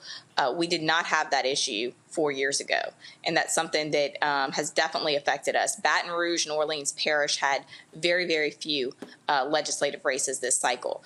That is fortunate for those that sit in those seats. They didn't have to run campaigns, but it's very detrimental to the overall ticket, because that's a bunch of people that are not working to get their constituents out that would also vote for the other people on the ballot. We saw that very, very clearly in Orleans. We had no Senate races in Orleans. We only had 2 House races in all of Orleans Parish, which was a tremendous impact on the voter turnout in Orleans. Was it also was it a mistake for the governor and other prominent Democrats in Louisiana to target a progressive Democrat who crushed the competition? I mean, she won with 67% of the vote. I would think everybody who voted for her opponent got egg on their face by wasting all of their time, energy, and money when clearly the voters in that district wanted her. Again, that sort of energy to me takes away from the other critical races. Was that a mistake by your fellow Democrats to target one of your own? I think that that's just an inevitability in our party right now. The way our districts are drawn, we have packed Democrats into as few districts as humanly possible. And that's because Republicans have been in control of redistricting. For many years. I mean, we had some great leaders who also serve in party leadership who tried very hard to make sure Black voters were not disenfranchised, even more than they have been historically. But those efforts were not successful because the Republicans controlled the legislature during this redistricting cycle that we went through. We are so optimistic that the courts will deem those maps unconstitutional, and we will have another shot at that. We stood to pick up several seats in both the House and the Senate had those maps been drawn differently. Not to mention our congressional maps, which we still have some optimism where we'll get fair representation there on the federal level. Last question, and I sort of asked it earlier, but I'll ask it again. You said you're not going anywhere. Why should a Democratic voter in Louisiana have faith in you to remain as party chair? Well, I think that anyone who's been involved and not sitting on the outskirts that has been directly involved knows exactly how hard we have worked and what we are doing to build a long-term successful Democratic Party here in Louisiana. And I encourage all of the chatter, all of the conversations that are having to cease the talking and to join in the efforts. We have a whole lot of work that needs to be done, and we have a lot of ways to plug you in. Like I said, we've had about 20 weekly meetings thus far since this election cycle got started, and would be very, very welcoming to anyone who wants to get involved and be part of the solution here to get more Democrats elected statewide and to start building the bench and getting ready for the elections that we have in 2024. All right, Katie Bernhardt, we appreciate it. Thanks a lot. Good luck tomorrow. Thank you. We appreciate it. Tell your friends and family to go vote in Louisiana. All right, going to a break. We come back. I'll chat with my panel about this and some other stuff as well. You're watching Roland Martin Unfiltered on the Black Star Network. Hatred on the streets, a horrific scene, a white nationalist rally that descended into deadly violence.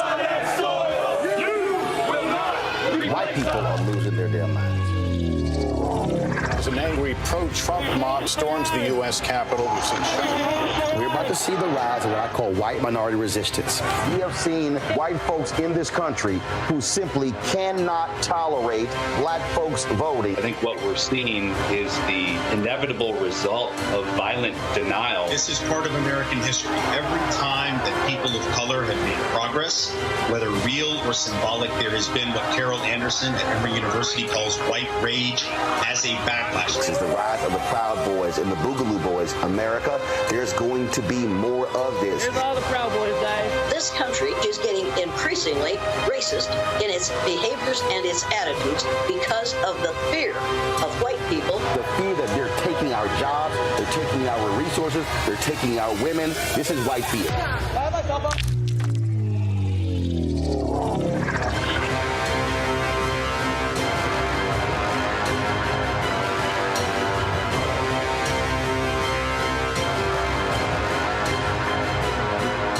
On the next Get Wealthy with me, Deborah Owens, America's Wealth Coach, inflation is on the rise. Interest rates are high. Can you still thrive during these uncertain times?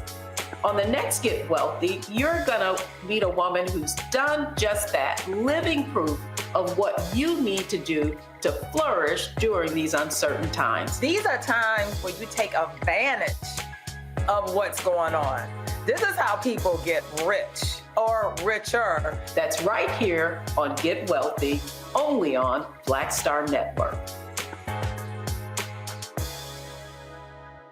It's John Murray, the executive producer of the new Sherry Shepherd Talk Show. This is your boy, Earthquake. And you're tuned in to Roland Martin, Unfiltered.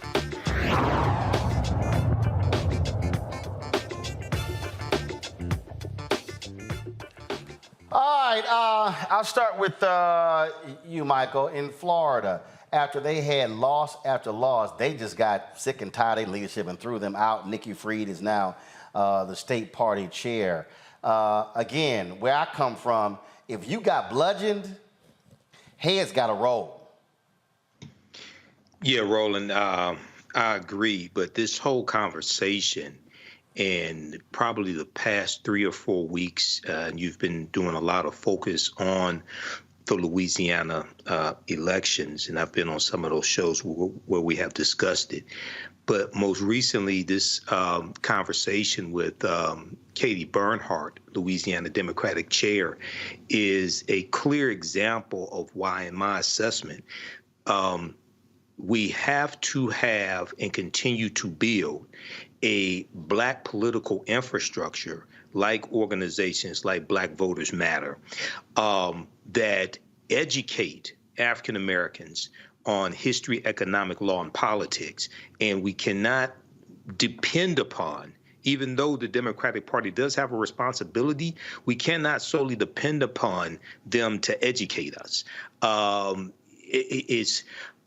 don't have any faith in them educating us, largely white people educating African Americans to win a political game that white people created for them to win. We can use the Democratic Party as a tool to accomplish what we want, but we can't look at them as a savior. And I'm not saying anybody here on the panel is looking at them as a savior, but we cannot look at them as a savior. So we have to continue to finance various organizations like you have highlighted on this show. But this conversation right here is a perfect example of why we have to have our own political infrastructure. See, the thing here, as I listen to the answers there, this real simple, Matt. This real simple. If you do not have a successful black strategy in Louisiana, you ain't winning nothing. Black people are the backbone of the Democratic Party in any state. And so what I didn't hear, now maybe y'all can correct me, I did not actually hear from Katie Bernhardt, we need to have a very deliberate and specific black turnout plan if we are going to compete. This ain't hard. If black folks turn out at those numbers, they guaranteed to lose. You're spot on, Roland, but I think the best person to really edify us on this is Gary Chambers Jr. I think you should get him on the line right now. We've had Gary on. We had him on this week. But I think he's the perfect person to talk about not only his experience there, but exactly what's happening on the ground in Louisiana. And I don't think you're wrong. I think first, heads will roll, and they should roll, because the leadership is the entity who's always accountable when things don't go right. But she did not say she had a black agenda. And even more so than that, we know there have been accusations as recently as last year that the people wanted a candidate, and she worked actively against that. So, she sounded to me like a politician saying a lot of things that really didn't matter, didn't mean anything, and wasn't answering a lot of your questions. But I really think what would be the best for the people is to hear from a candidate and somebody who's in that party right now to add some insight on this and some contour on this, because we're speaking from the outside looking in, and he can tell us what's really happening on the ground. No, we speaking from what we can see, Suzette, and that is they got their asses mollywopped. And again, numbers don't lie. If you go back and examine the race, John Bel Edwards, conservative Democrat, yes, he got support in rural Louisiana, but he was able to win with a robust black turnout. If you are the Democratic Party chair in any state in America, maybe except Vermont, Rhode Island, Idaho, North Dakota, South Dakota, Wyoming, Maine, let me see, am I missing? Hell, you gotta have a black turnout plan in Iowa, and even though we make up about 4% there. The point there is you are DOA as a Democrat without black people.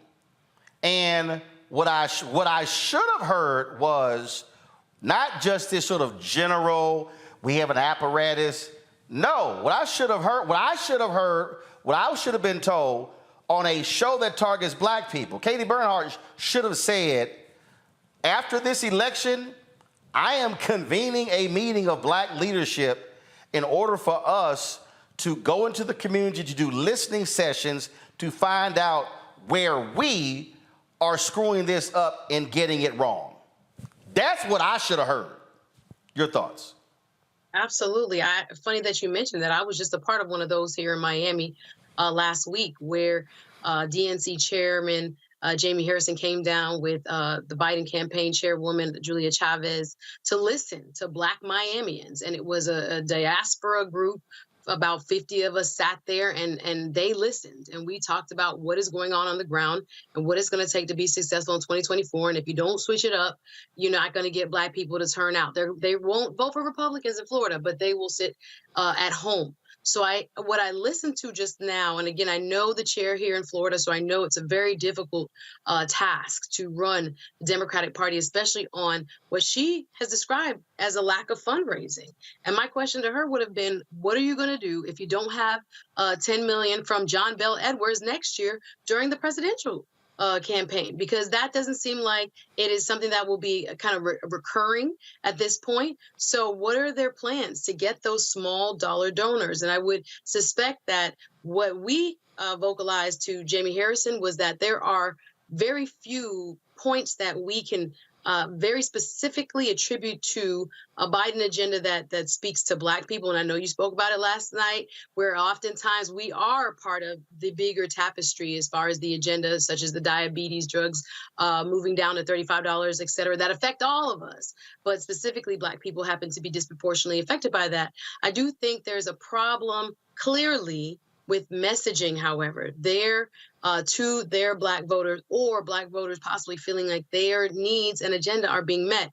I was looking back at who actually ran for the Louisiana Democratic Party chair before this, and it was a colleague of mine, Edward Ted James, who in 2020 was running for their Democratic Party chair, and it was endorsed by John Bel Edwards, but backed out. I think there's this machine, if you will, that people, I'm an outsider, so I don't know, people have written about, people allude to, that's in Louisiana, that just doesn't seem to have the ear of the folks on the ground, but it's shooting them in the foot. And if they don't get their act together for 2024, we're going to risk losing a lot more. But hopefully people do not become discouraged. Hopefully some of those down ballot races will help Black turnout come 2024. But I didn't really hear a plan for what happens in her fundraising plan if you do not get $10 million from the former governor. And again, it doesn't seem like she will. So I think, the incubators of Black leadership, as Michael M. Hopetep just pointed out, are either not being tapped into, not being cultivated, not being listened to. There's something going on there that we really need, again, maybe a local expert to talk a little bit about. We've talked about it on The Culture with Faraj Muhammad as well. But there's a disconnect that needs to be addressed in a very seriously dire way for us to get things right in Louisiana. Here's the whole deal. This is real simple. I've covered politics long enough that, first of all, we've had Gary Chambers on, and I don't have to talk to somebody local again. I could remove Louisiana and plug in any state: Georgia, Tennessee, Arkansas, Texas, Mississippi, Florida, Alabama, North Carolina, South Carolina, Virginia, and my answer is going to be the same. If you are not turning out Black people, you do not need to be in power. That means you do not have a strategy, you do not have a message, you do not have the relationships with the Black community. That right there is a telltale sign. So they better fix their problem in Louisiana, or they can get used to being in the minority, having zero power for a very, very long time. Hold tight 1 second, y'all. We come back. I got to talk about this Black mama who, by tired of y'all out here trying to make all these brothers, sisters take y'all to these expensive restaurants. Homegirl just went there. I got to play this video, y'all. You're watching Roland Martin Unfiltered on the Black Star Network. When you talk about Blackness and what happens in Black culture, we're about covering these things that matter to us, speaking to our issues and concerns. This is a genuine people-powered movement. There's a lot of stuff that we're not getting. You get it, and you spread the word. We wish to plead our own cause. Too long have others spoken for us. We cannot tell our own story if we can't pay for it. This is about covering us. Invest in Black-owned media. Your dollars matter. We don't have to keep asking them to cover our stuff. So please support us in what we do, folks. We want to hit 2,000 people, $50 this month, raise $100,000. We're behind $100,000, so we want to hit that. Y'all money makes this possible. Checks and money orders go to P.O. Box 57196, Washington, D.C. 20037-0196. The Cash App is $RM Unfiltered. PayPal is R Martin Unfiltered. Venmo is RM Unfiltered. Zelle is Roland at RolandSMartin.com.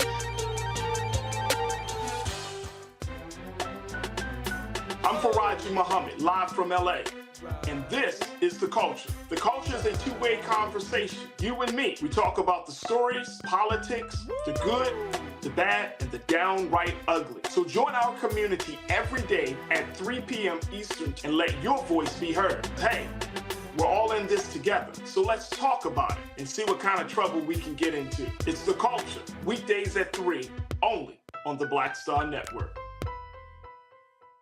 I'm Dee Barnes, and this week on The Frequency, we talk about school to prison pipeline, book bans, and representing for women's rights. The group Moms Rising handles all of this. So join me in this conversation with my guest, Monifa Bandelli. This is white backlash. This is white fear that happens every time Black people in the United States help to walk the United States forward towards what is written on the paper. Right here on The Frequency on the Black Star Network. Carl Payne pretending to be Roland Martin. Holla! You ain't got to wear black and gold every damn place, okay? Ooh, I'm an alpha, yay. All right, you're 58 years old. It's over. And you are now watching Roland Martin Unfiltered. Uncut, unplugged, and undamn believable.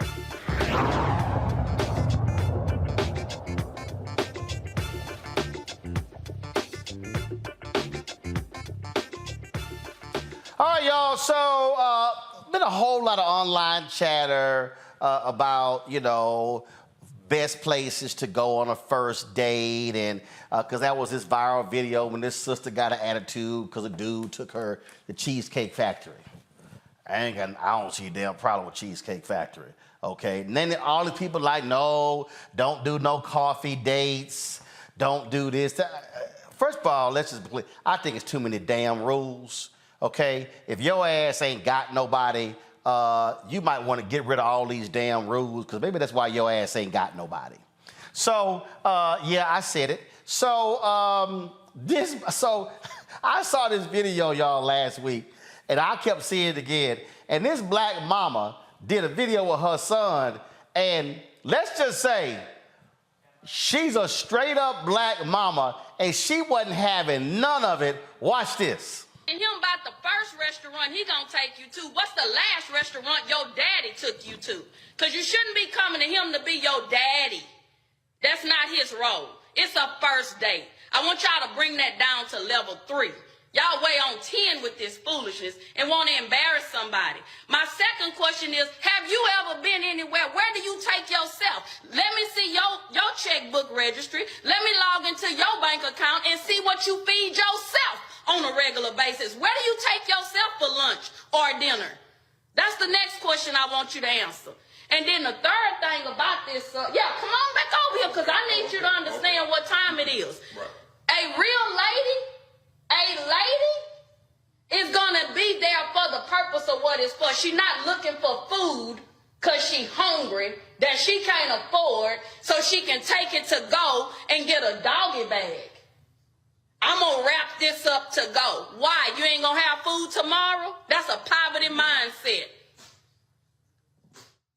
So a first date, again, is to get to know the person, to hang out, have fun. Y'all should be laughing and talking.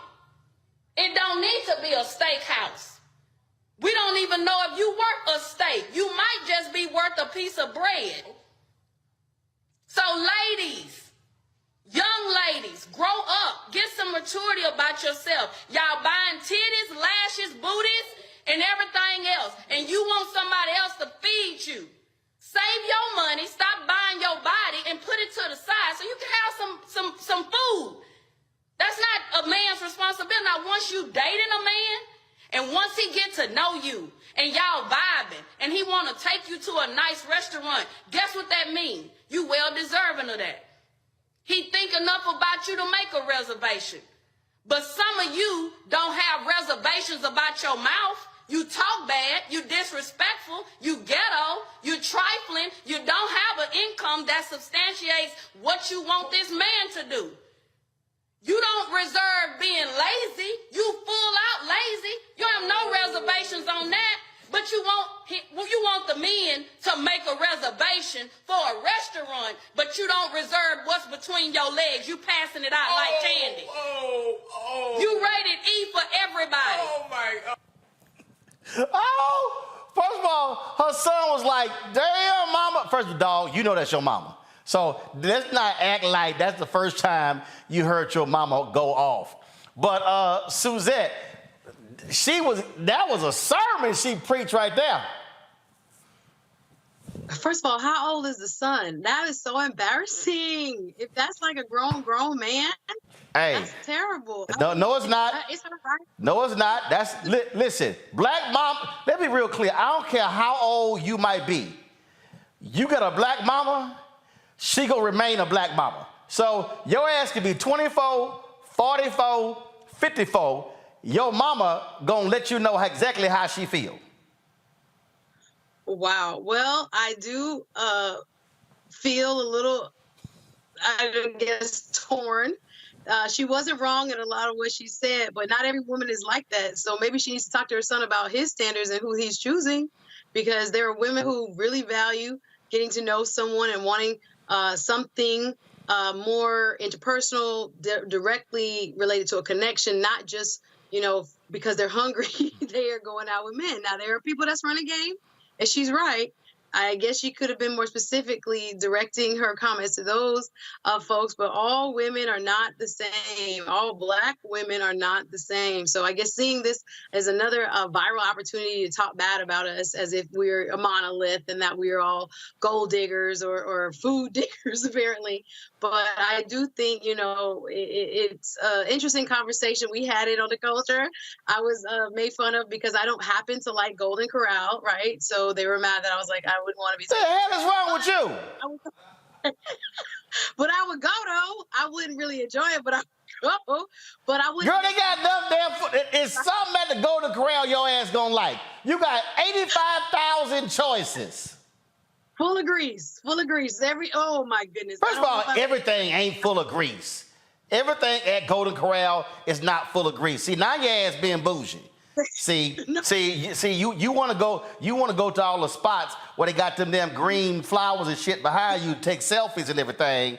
They ain't got that at Golden Corral. And kale and arugula and other things. Yeah, right. Ain't no damn kale at the Golden Corral. See, right there. The moment they bring that kale bullshit up, Matt, then they trying to be bougie. Well, I wouldn't ever correct a man, but I would probably just go with a mindset of, all right, will probably be the last time I go here with you. Oh, see, right there. See, already. You already said could be the last time. Great dude, but you tripping because it's Golden Corral. See, passing up good brothers. Matt, go ahead, Matt. Well, all I was going to say, Roland, is I know you used to go on dates to Woolworths for 55 cents. No, actually, I didn't, because where I was from, there were no Woolworths. That's first of all.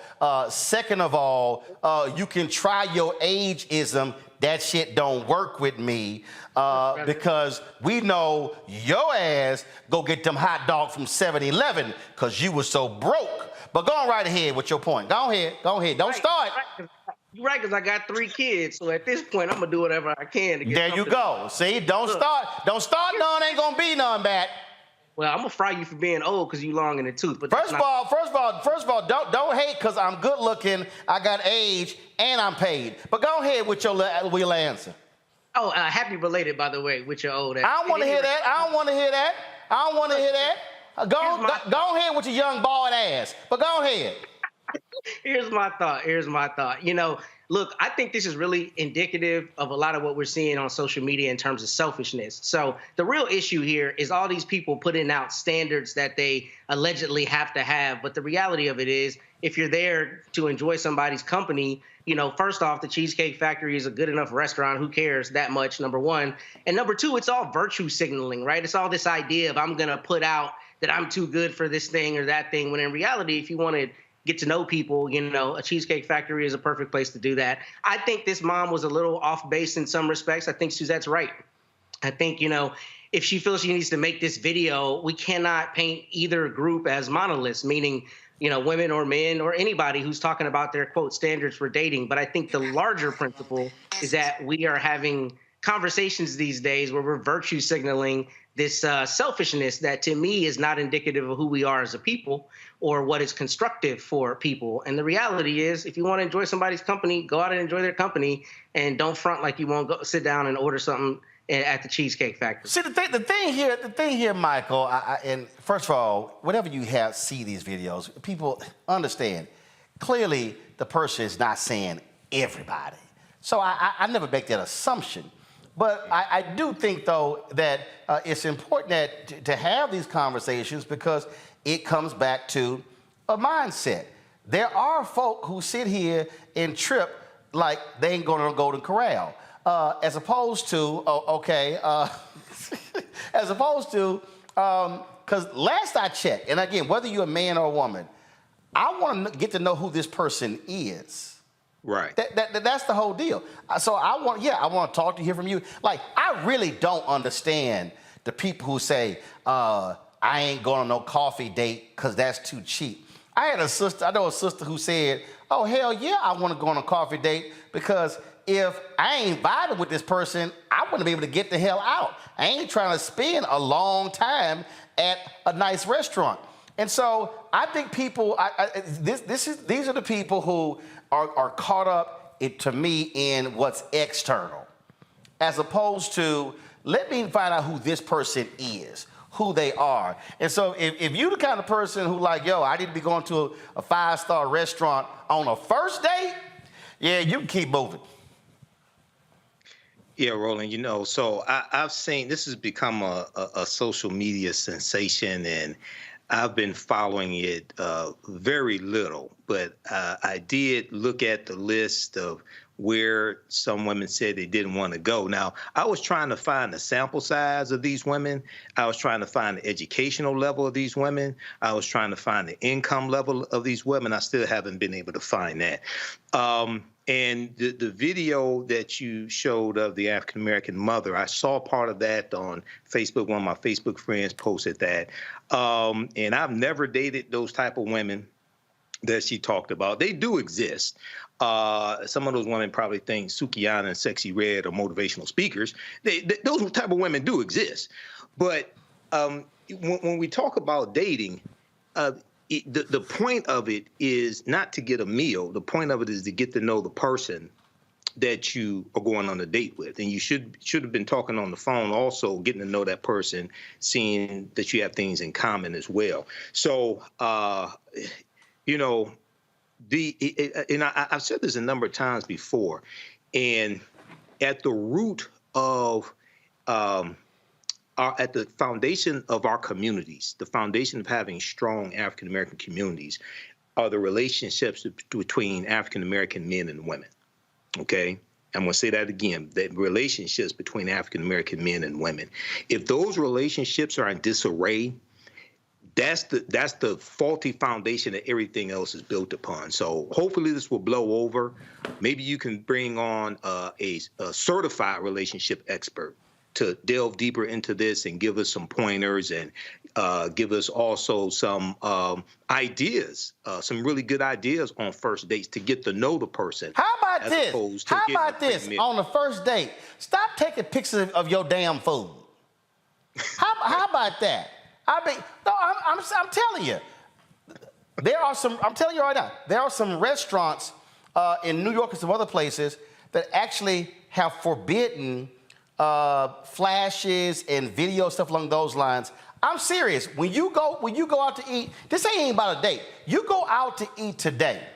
Go out to eat with a group of people. Go out to eat with a group of people.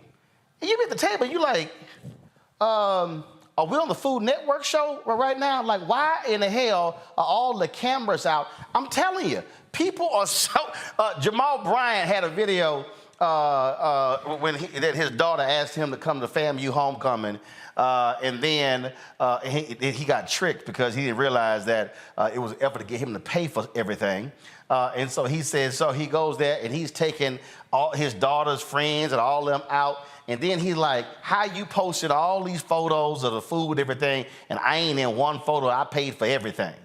But I'm telling you, what you have is, and I know you thought I was joking about Suzette's backdrop, but I want y'all to understand. I want y'all to be perceptive. If you go to a lot of restaurants today, you're going to see backdrops like that. So what you now have is all these restaurants, okay, they're playing to the social media crowd. Okay, so you go places and they've got stuff in the bathrooms, the backdrops, everything is about videos and photos. Y'all, this is real basic. If you trying to find somebody taking pictures and videos of the food and the backdrops for the selfies ain't got nothing to do with you trying to connect with an individual. And so I just think a lot of people need to figure out what it is they're trying to do. You want to be a food critic, then go right ahead. But if you actually trying to find somebody to be with, you know what? Why don't you spend more time focusing on what you got to say to that person as opposed to what you're going to order off the menu? To me, that's just real basic. Just kind of basic. All right. That's it for us. What you clapping at, Suzette? I agree. And let me check right now. Hold on. Let's see. How many Golden Corrals in Miami? No. Hell yeah. That's right. That's right. Anybody, y'all want to take Suzette out? First option, Golden Corral. And if she say no, that's when you go. See? Bougie right there. Keep moving. All right. We got to go. Happy belated birthday, Roland. Say what? Yes, Happy belated birthday. I sent you a text message, but happy belated birthday also. I appreciate it. Lots of friends. Hold up to that, because I've been having a bunch of November people. I did my man Gary Howard yesterday.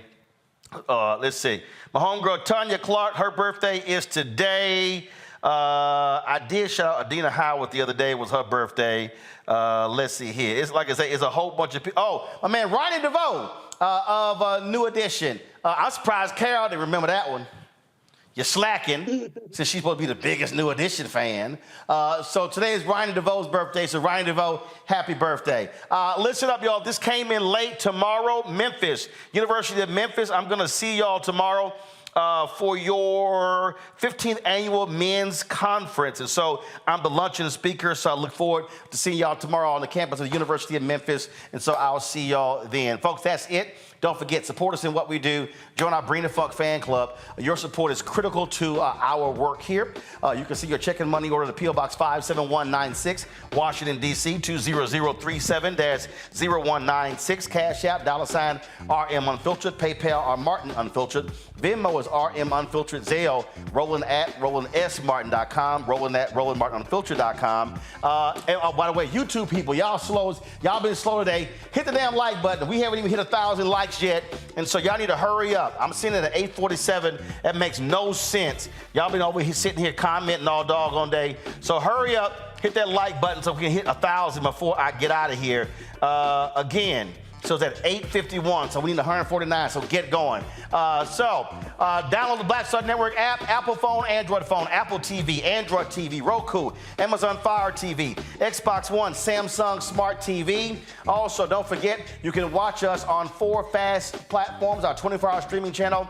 You can watch us on Amazon News. Go to Amazon Fire, go to Amazon News, tell Alexa play news from the Black Star Network. Also, Plex TV, check us out there. You can check us out on Amazon Freevee, also Amazon Prime Video. You go to the live TV grid. We're right there along with the other news channels as well. Lastly, please get a book, White Fear, How the Browning of America is Making White Folks Lose Their Minds. Available at bookstores nationwide. Folks, that's it. I'll see you guys on Monday. Have a fantastic weekend. Until then, ho!